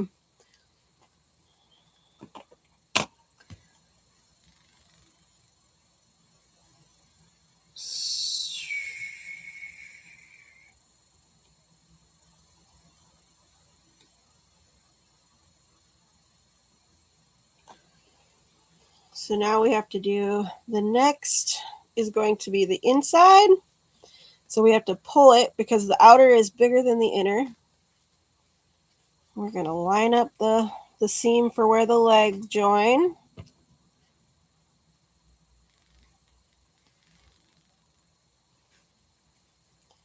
And line up our little number notches here.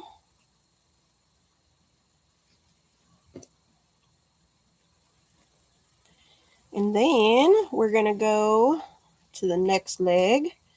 Make sure we line up where this seam is, because we're going to start and stop where the number line is, or the little hash line is, down to the other leg where that hash line is. Except these ones don't match. There we go. They do match. Whew. Got myself nervous for a second. Okay.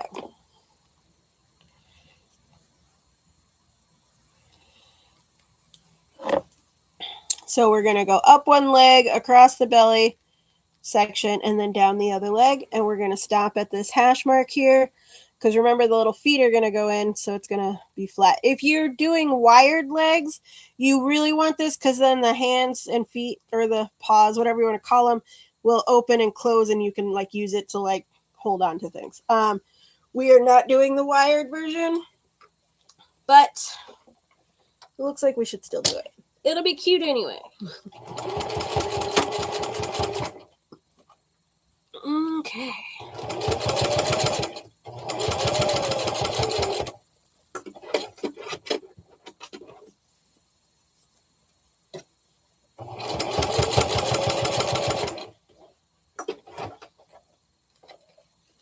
Make sure you go slow and you're watching where these legs join up.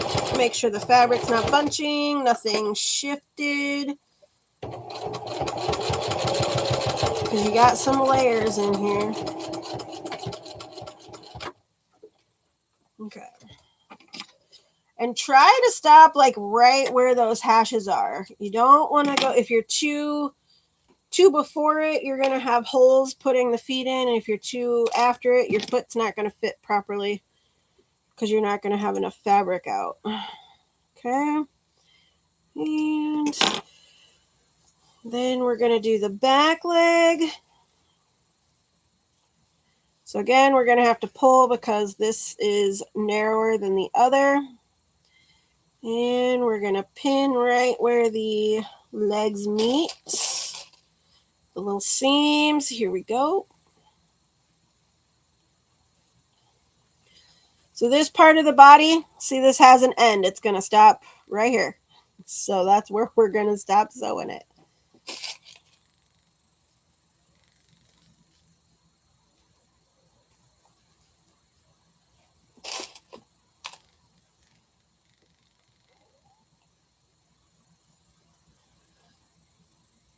Okay. And then again with the leg, gonna make sure that we stop where the little hash mark is.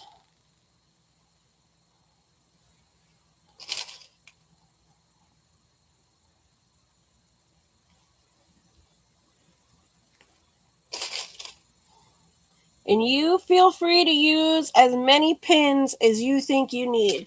If you prefer to use clips, use as many as you think you need, because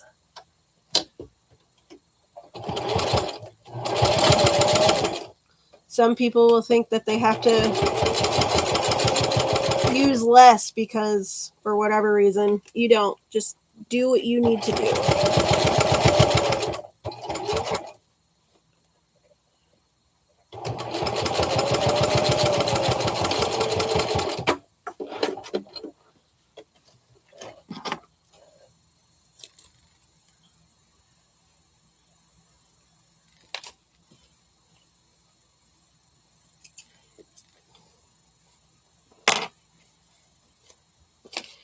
All right.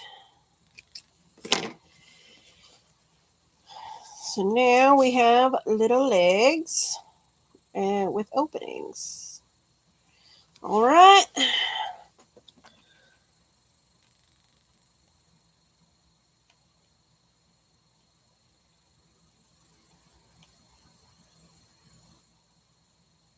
Now we have to do the other side.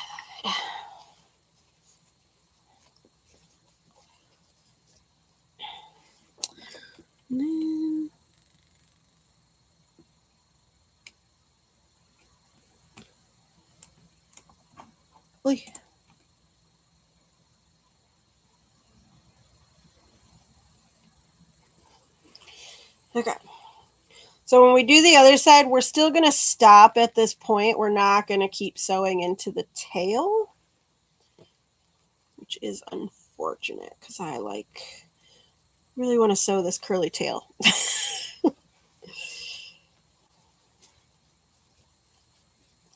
We will get there. We will get there. All right. So we're going to do the other side. We're going to start off with the matching up our leg seams.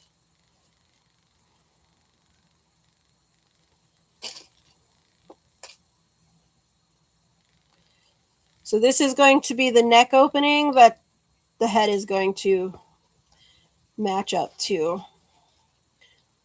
So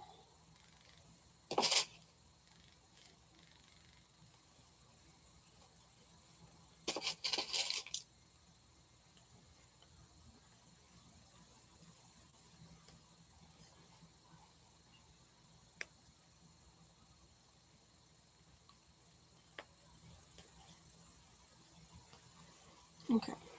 So we'll start with this one.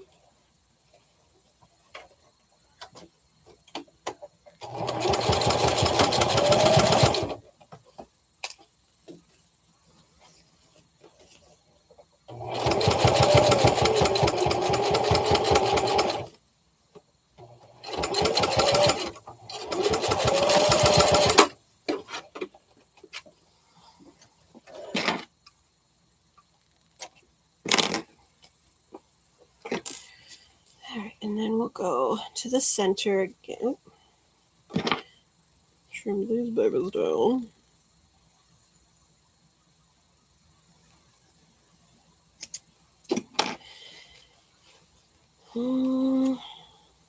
There we go. So we're going to pull this so it matches up to this line.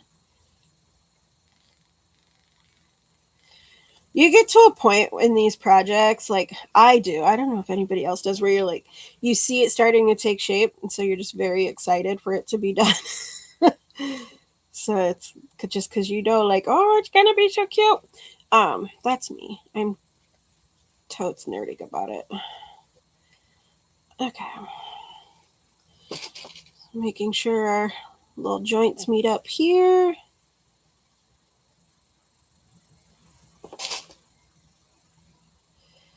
So if you're doing the wired version, you're sewing the legs on separately. So this is going to be a little bit different process for you, because you do the legs separately and then attach them to the body by hand.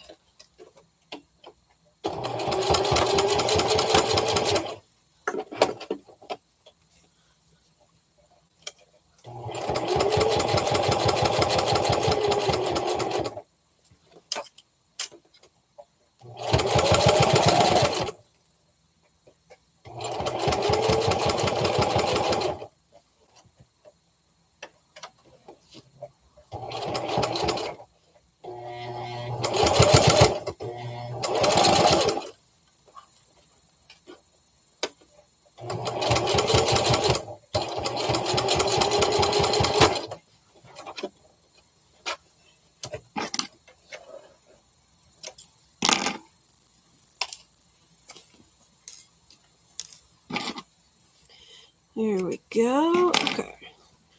So now to the back. To the back, to the back. Okay.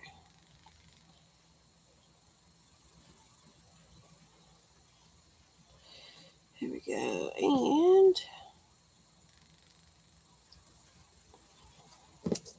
there's our little side hatch. And okay.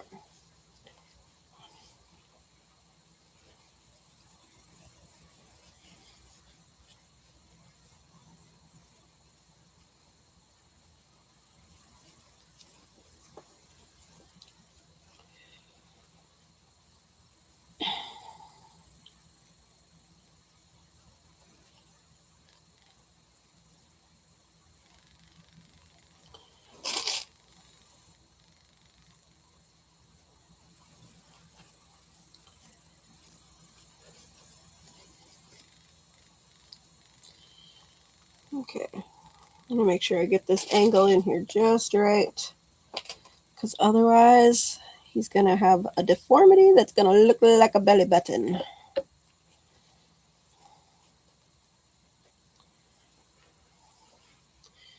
Maybe I should try to sew it this way, because then I can actually see it. That's what I'm going to do. I didn't pin it to sew it this way, but we're going to make it work.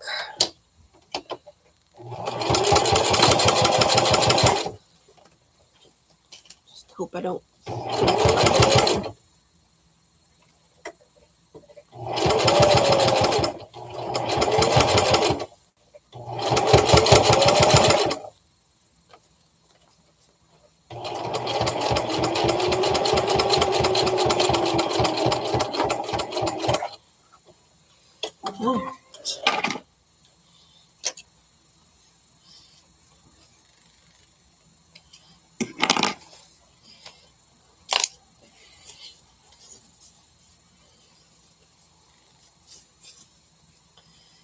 All right, here we go. Now he has feet and a belly. So now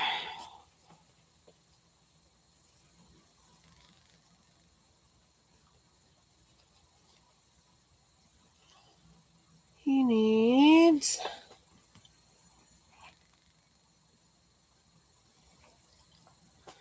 feet.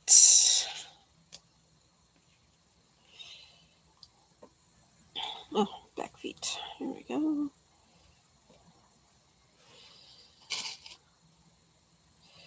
So now we're going to pin in our feet. And for these, again, I'm going to pin. So the foot is going to be our flat surface and the legs are our like domey, bulky part. So I'm going to pin it so that I can shift around the feet because there's nothing worse than not being able to see what you're sewing onto. So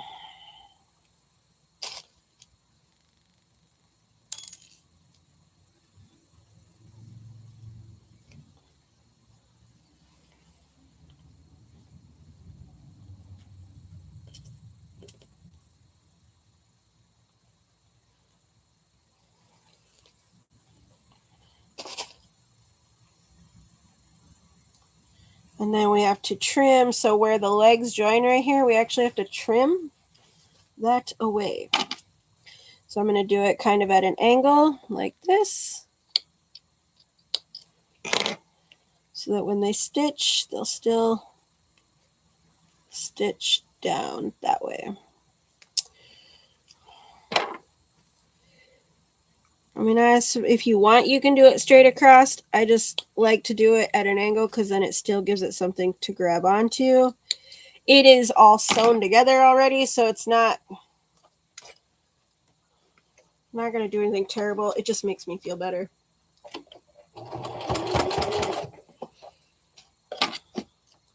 This is where a stiletto comes in handy. I didn't grab one, so I'm just going to use my snippers to kind of hold those little parts down.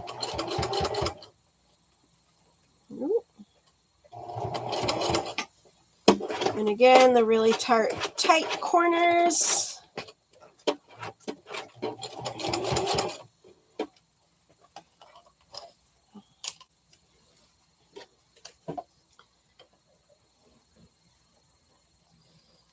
A stiletto or some tweezers would be helpful here.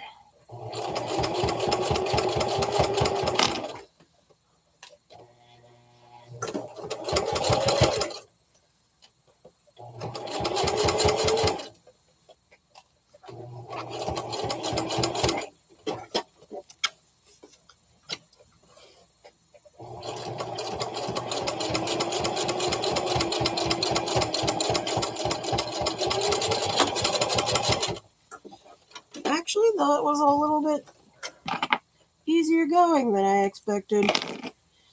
So this is what the foot looks like. We are inside out, but he looks like this. So there you go. So yeah, if you have the wire in it, you'll have the little hands you can bend it. Again, we're not doing the wired version, of course, but it's what you could do.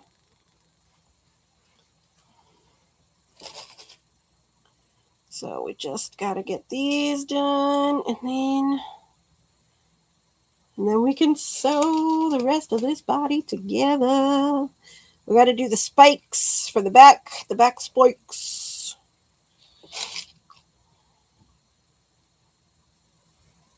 Now, do we want to do the back spikes? I cut them, so we should just do them. Because spikes and horns, those are all pretty optional. I do like them, though. I want to do them. Let's do them. They do get a touch tedious, though, because you do have to do a lot of clipping and trimming down before turning them right side out. Because of all the angles and the corners.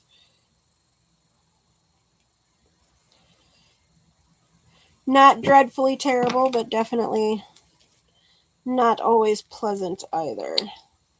All right.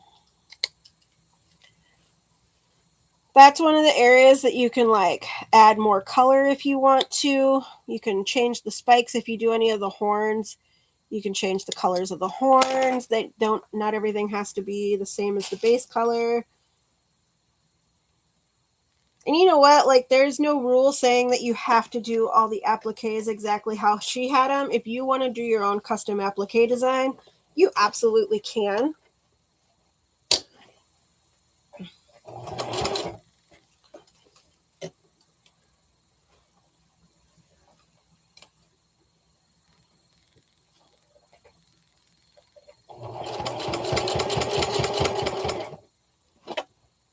Okay, I'm going to grab a stiletto. Just 2 seconds. Not even one. Here we go. Okay.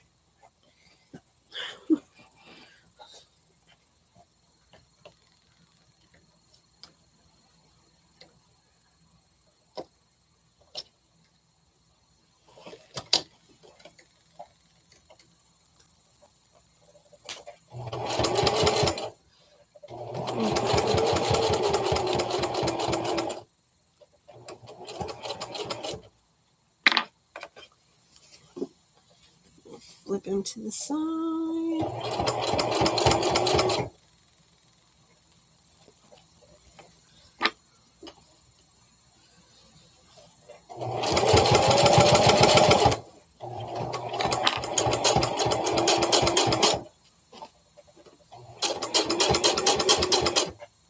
Oh no. Why do you sound funky? What are you doing?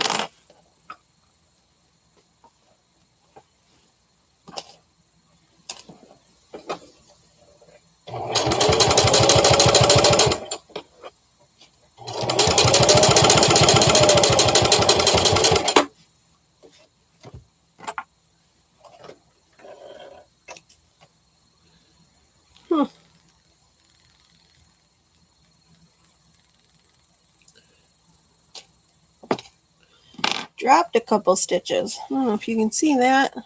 See those long dashes there? Huh. Odd.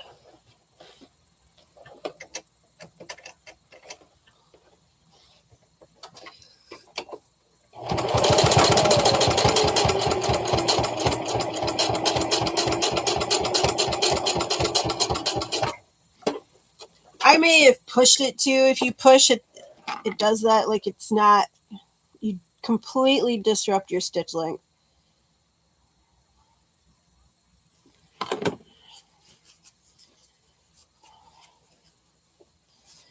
Let's see.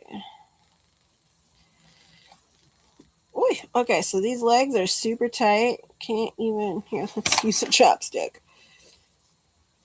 The thread is blending in too well, so it's hard for me to check to see. Okay, we're good. I couldn't see if it had skipped again because you're sewing over the same spot, so it's good. But the legs are really narrow, so I couldn't even really get my finger in, so chopsticks come in handy. Also forceps, if you have forceps, those come in handy. They're going to come in handy for stuffing the legs, the feet, the tail especially, because you have to get it all the way in. So it's going to be a chore.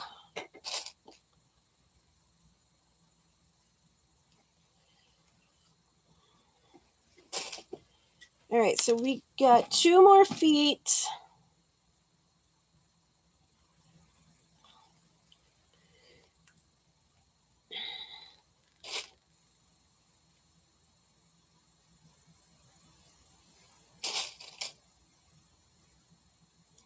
I do love him. He is adorable. He's coming together quite well. I feel like I want to make another one in denim. I don't know why. I just do.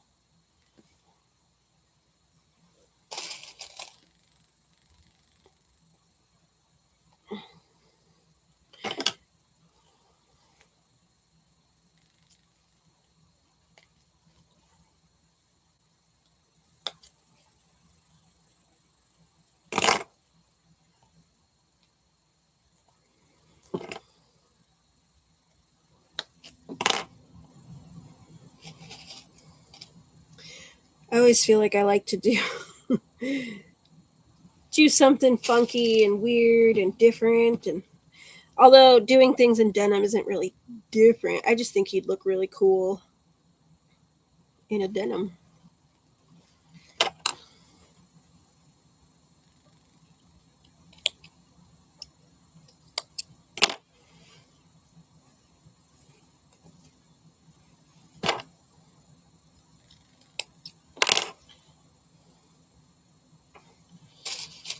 He would look very cool, very, very awesome. So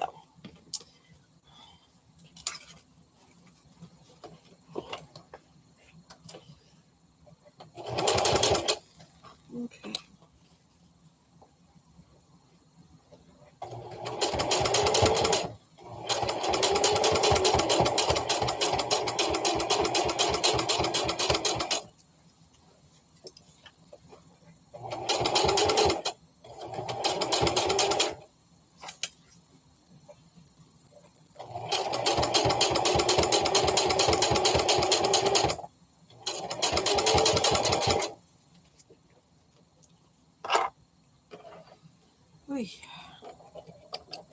All right.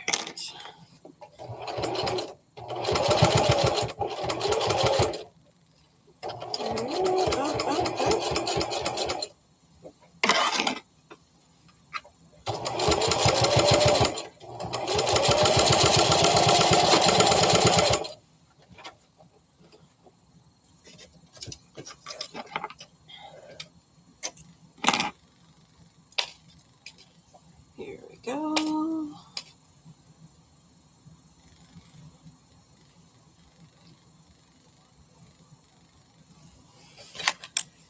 Double check this one because it looks like she got close. Yeah. Maybe. Just looks like I got close to the edge, so I'm going to run in one more stitch on this one.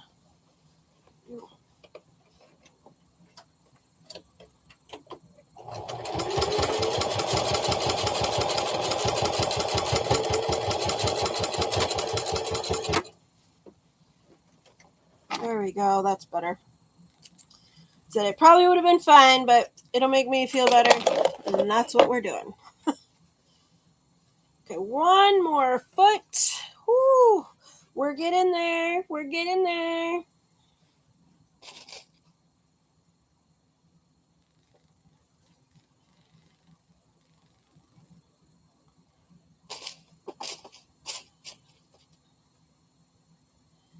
Okay.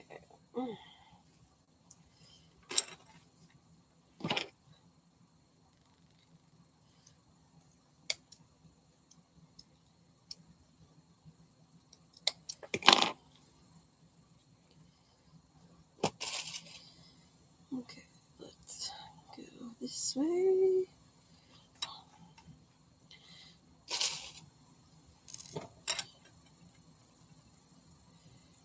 He really is adorable, and I'm excited to see him done. So I think I'm just really anxious because I want him to be done, and I think that's just because I'm excited.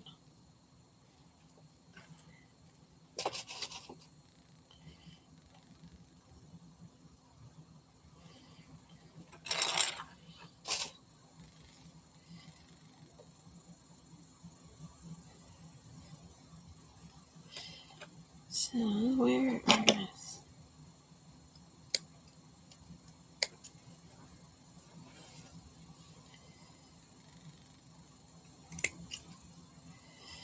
All right.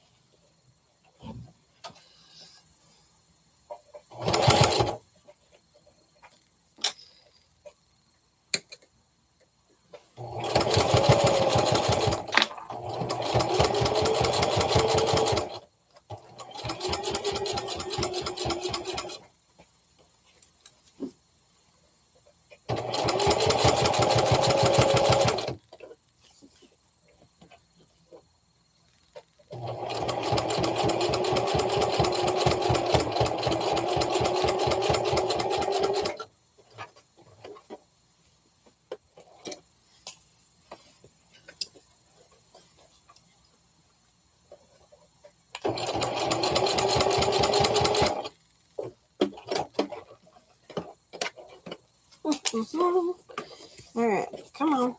Cooperate. You're the last one.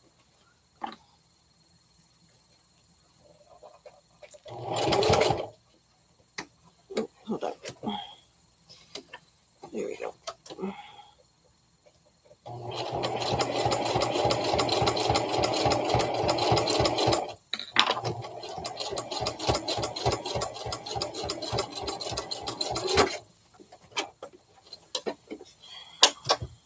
Okay.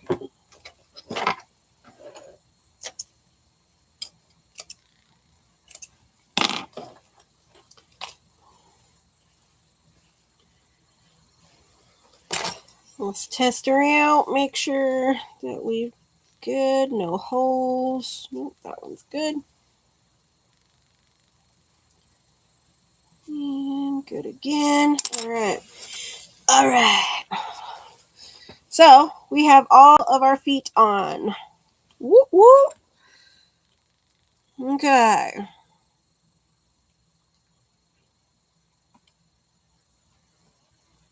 So now it's time to do the spikes. So they're just like this. And if I could stop being clumsy.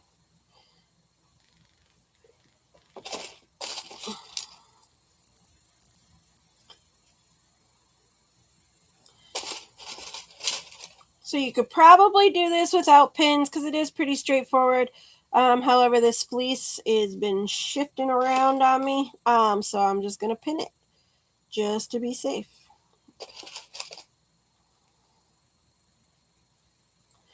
So if you don't want to, you don't have to.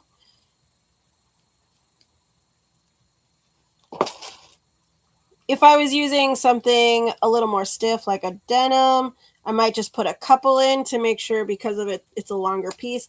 But since I am using the fleece, it is shifting around on itself and it is a little slippery.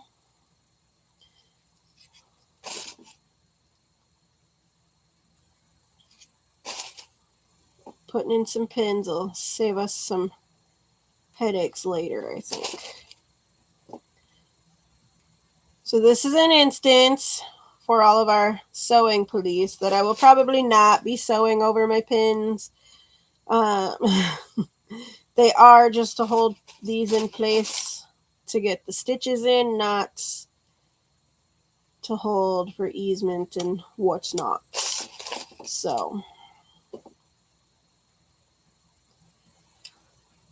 these ones I will probably not stitch over, at least not all of them. Quite honestly, I make no promises.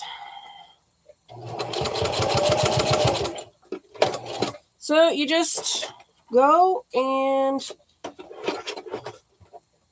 stitch along the pointy line.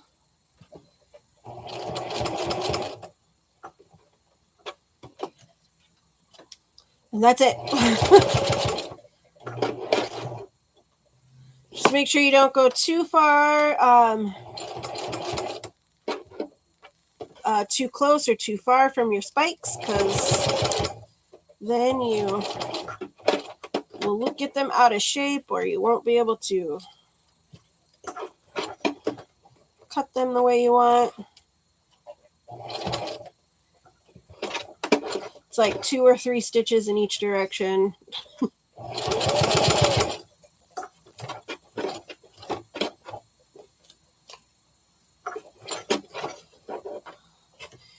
It's a lot of turning.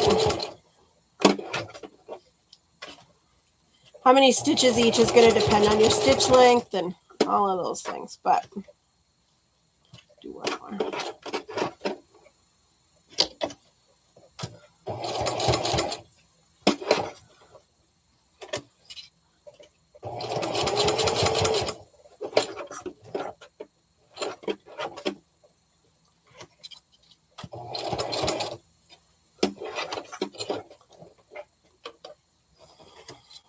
Can't really stitch too fast because then you'll get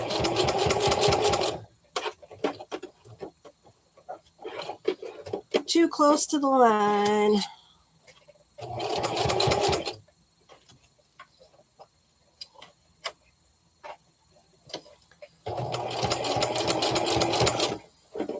Like I said, it's a little bit of a tedious part, but I think it's a really fun detail. I just did mine as the same color as the body. But like I said, it's something that you could use as a really fun, colorful accent.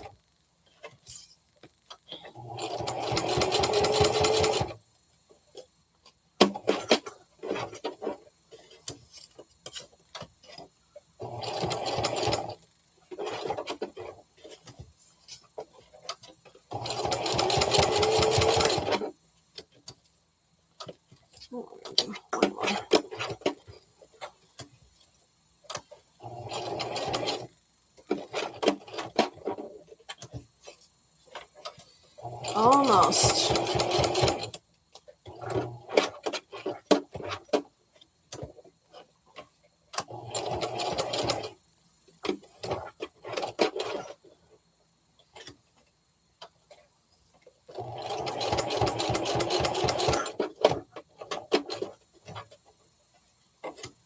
Okay.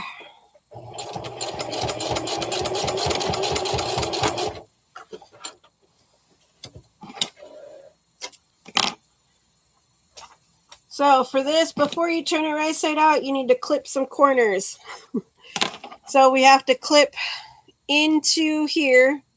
Now let me turn it the other way. I use 2 different colors thread. So these dips you clip in to the stitches, but not through the stitches. You don't want to cut the thread, but you want to get very close. And then we have to trim the corners. This is going to make sure that we can turn it right side out and make it look flat and pretty. So I'm going to use my snippers to just clip the angles and get nice and close to the thread, and then I'll go through with my bigger scissors to do the points. Because otherwise you'll have too much bulk under there and it'll just look like bumps on his back.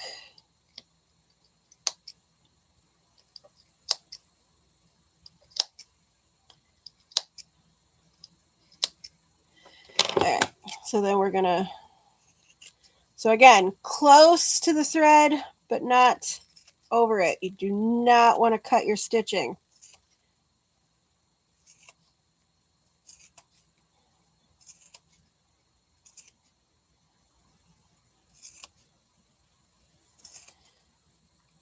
So it is a little on the tedious side, but I think it's a fun little detail.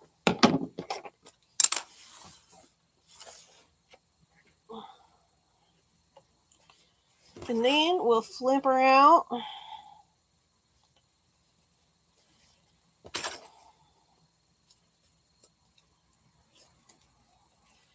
And you're probably going to have to push each little spike out because they don't ever want to go on their own.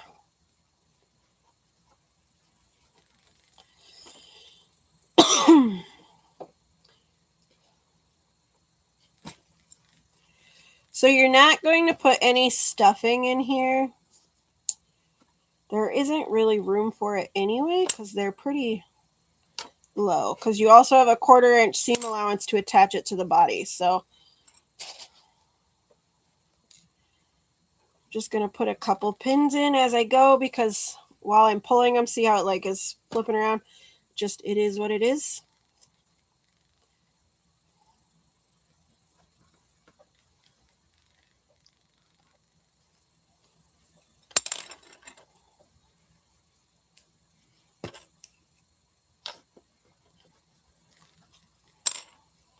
So there we go.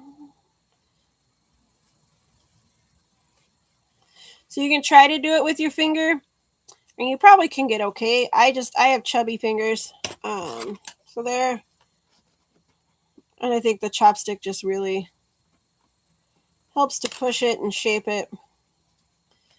But again, you can do it with your fingers. I just have some chubby, stubby fingers, so.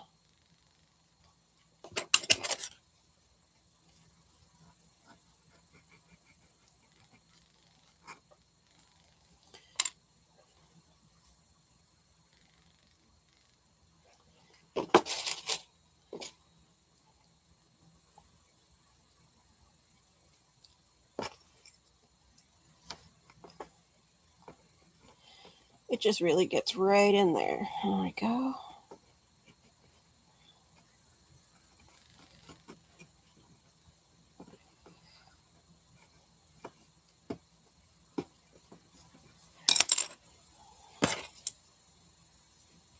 So if we hadn't trimmed that fabric, these would just be bumps. You wouldn't notice any ridges on it. It would just be bumps and waves because these corners wouldn't dip as far either. So they would be giving you some feedback there. And then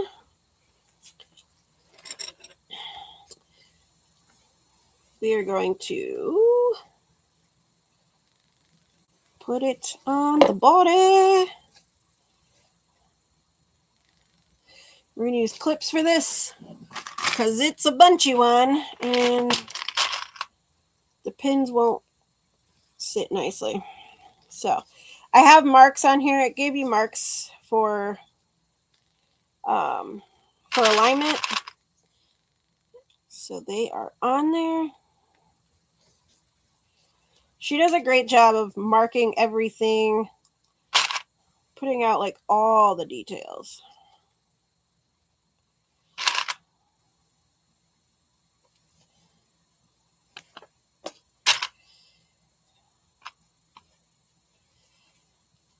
Now, if you're using a material that has absolutely no stretch, no movement, you can put easement cuts in here. You shouldn't really need to because it's a big enough space. The curve is soft enough that you should be able to maneuver it around. But should you need to, you can. Just make sure that you're conscious of staying within what the seam allowance is going to be. But it should be okay. But like I said, if you're using something that has absolutely no flexibility, but this one should be good. You may just have to shift things around a little bit until it fits. So see how it like is curving. But once it's right side out, the way, because it's matches the curve of the back, it will be perfect. So I'm going to base stitch this on. And that's just going to help to make sure that when we're putting the body pieces together, it doesn't shift around while we're trying to pay attention to everything else.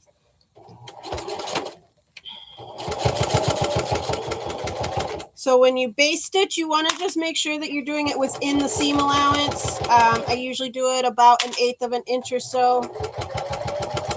And that's just to make sure that to make sure your seams don't show underneath. So if you get too close, they'll show on the edges, which if your thread blends in well, it might not be that big of a deal.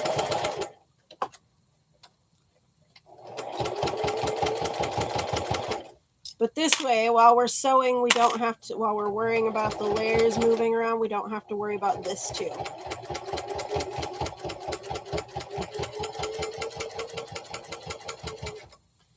And it's in where it belongs, and we can just focus on the body pieces. What the heck? It didn't sew at all. Well, now that's frustrating. Okay, well, let's reclip this and then figure out what happened. I want to reclip it right away because I want to make sure that my stuff doesn't come. I work so hard with all the chopsticks.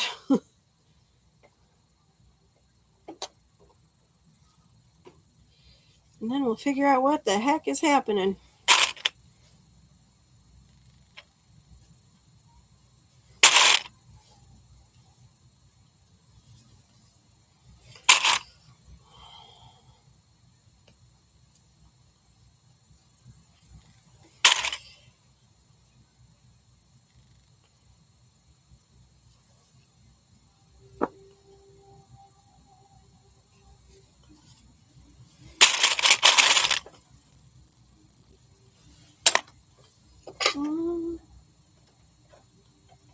Everything's threaded in, right? Let's see.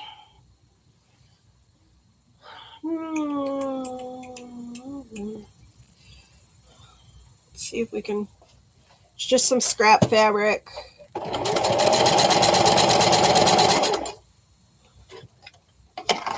Okay, so it's sewing here okay. Are we just too thick?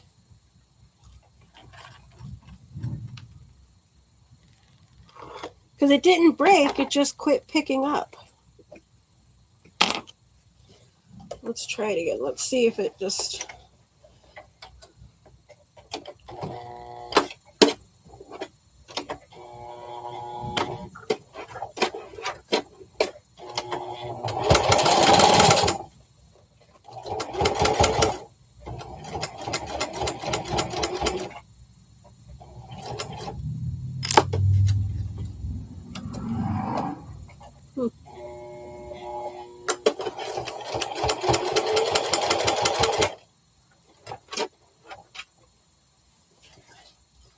it is not stitching.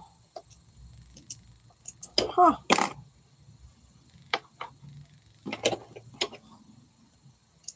The only thing I could think is maybe it's too thick. I have too many layers in here.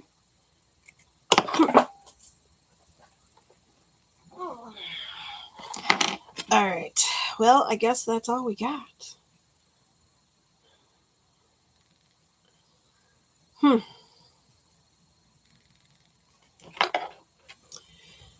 right, let's see.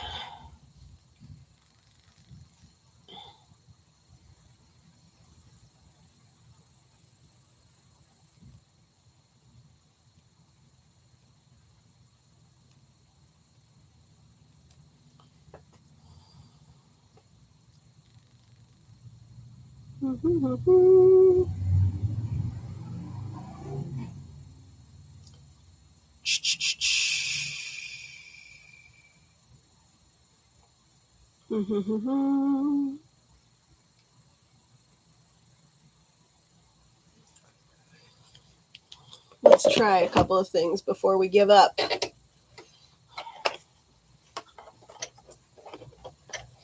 So I'm gonna lengthen my stitch length because we are sewing fleece, and now it's not even in the needle.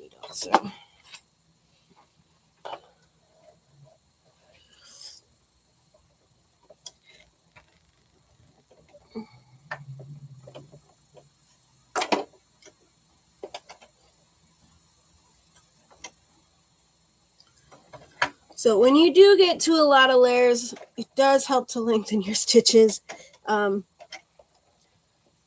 just get on a roll and keep on going and then forget what I'm doing. So let's give that a go.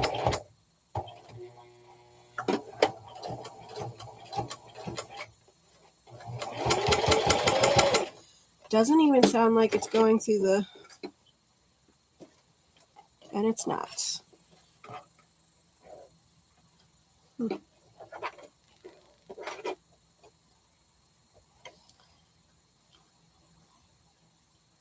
This is so odd. Okay, let's do this again.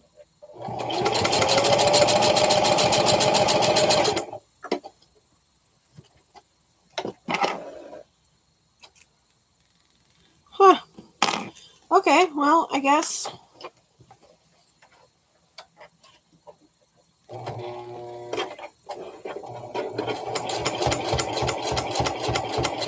Okay, I actually hear it now.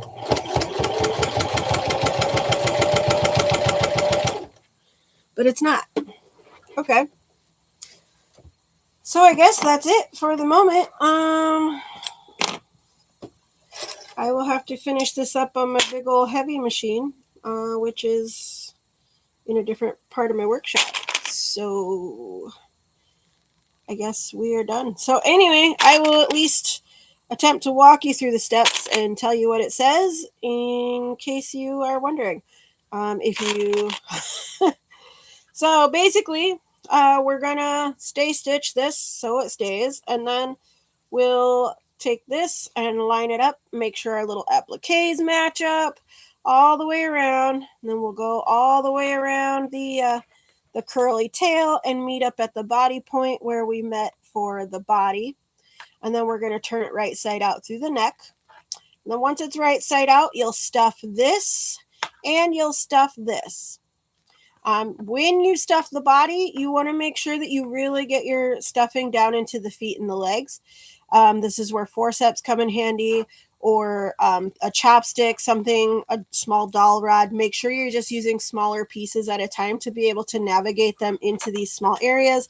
The tail, especially, this is where the forceps, if you have them, really, really come in handy, because then you can actually just like feed this onto the forceps to like pack the stuffing into the bottom of this tail. So this one, it can get tricky if you've never done something this curly and narrow before. Just take your time. Don't, make sure that you're relaxed. You take your time, put on a good show while you're doing it, and just small little pieces at a time, like very small, something you can navigate just to get in here. And then, once you have the legs and the tail like good, then you can, do some a little bit bigger bits. I mean, your neck hole is only this big. You're not going to be able to get tons in at a time anyway.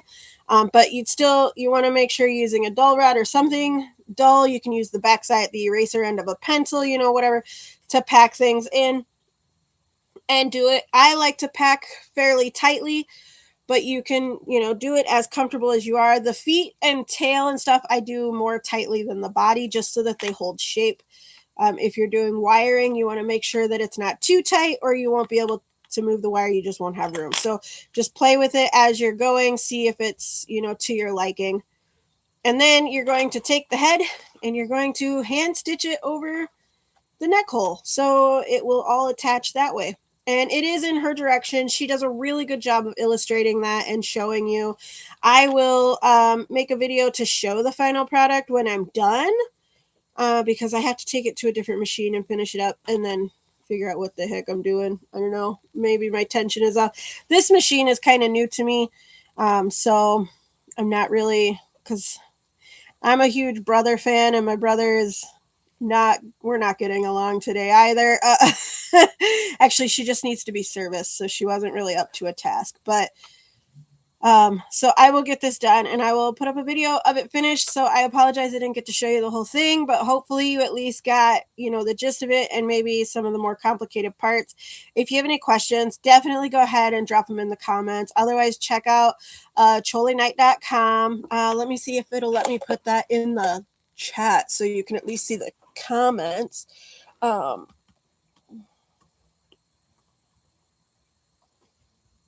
Let's see.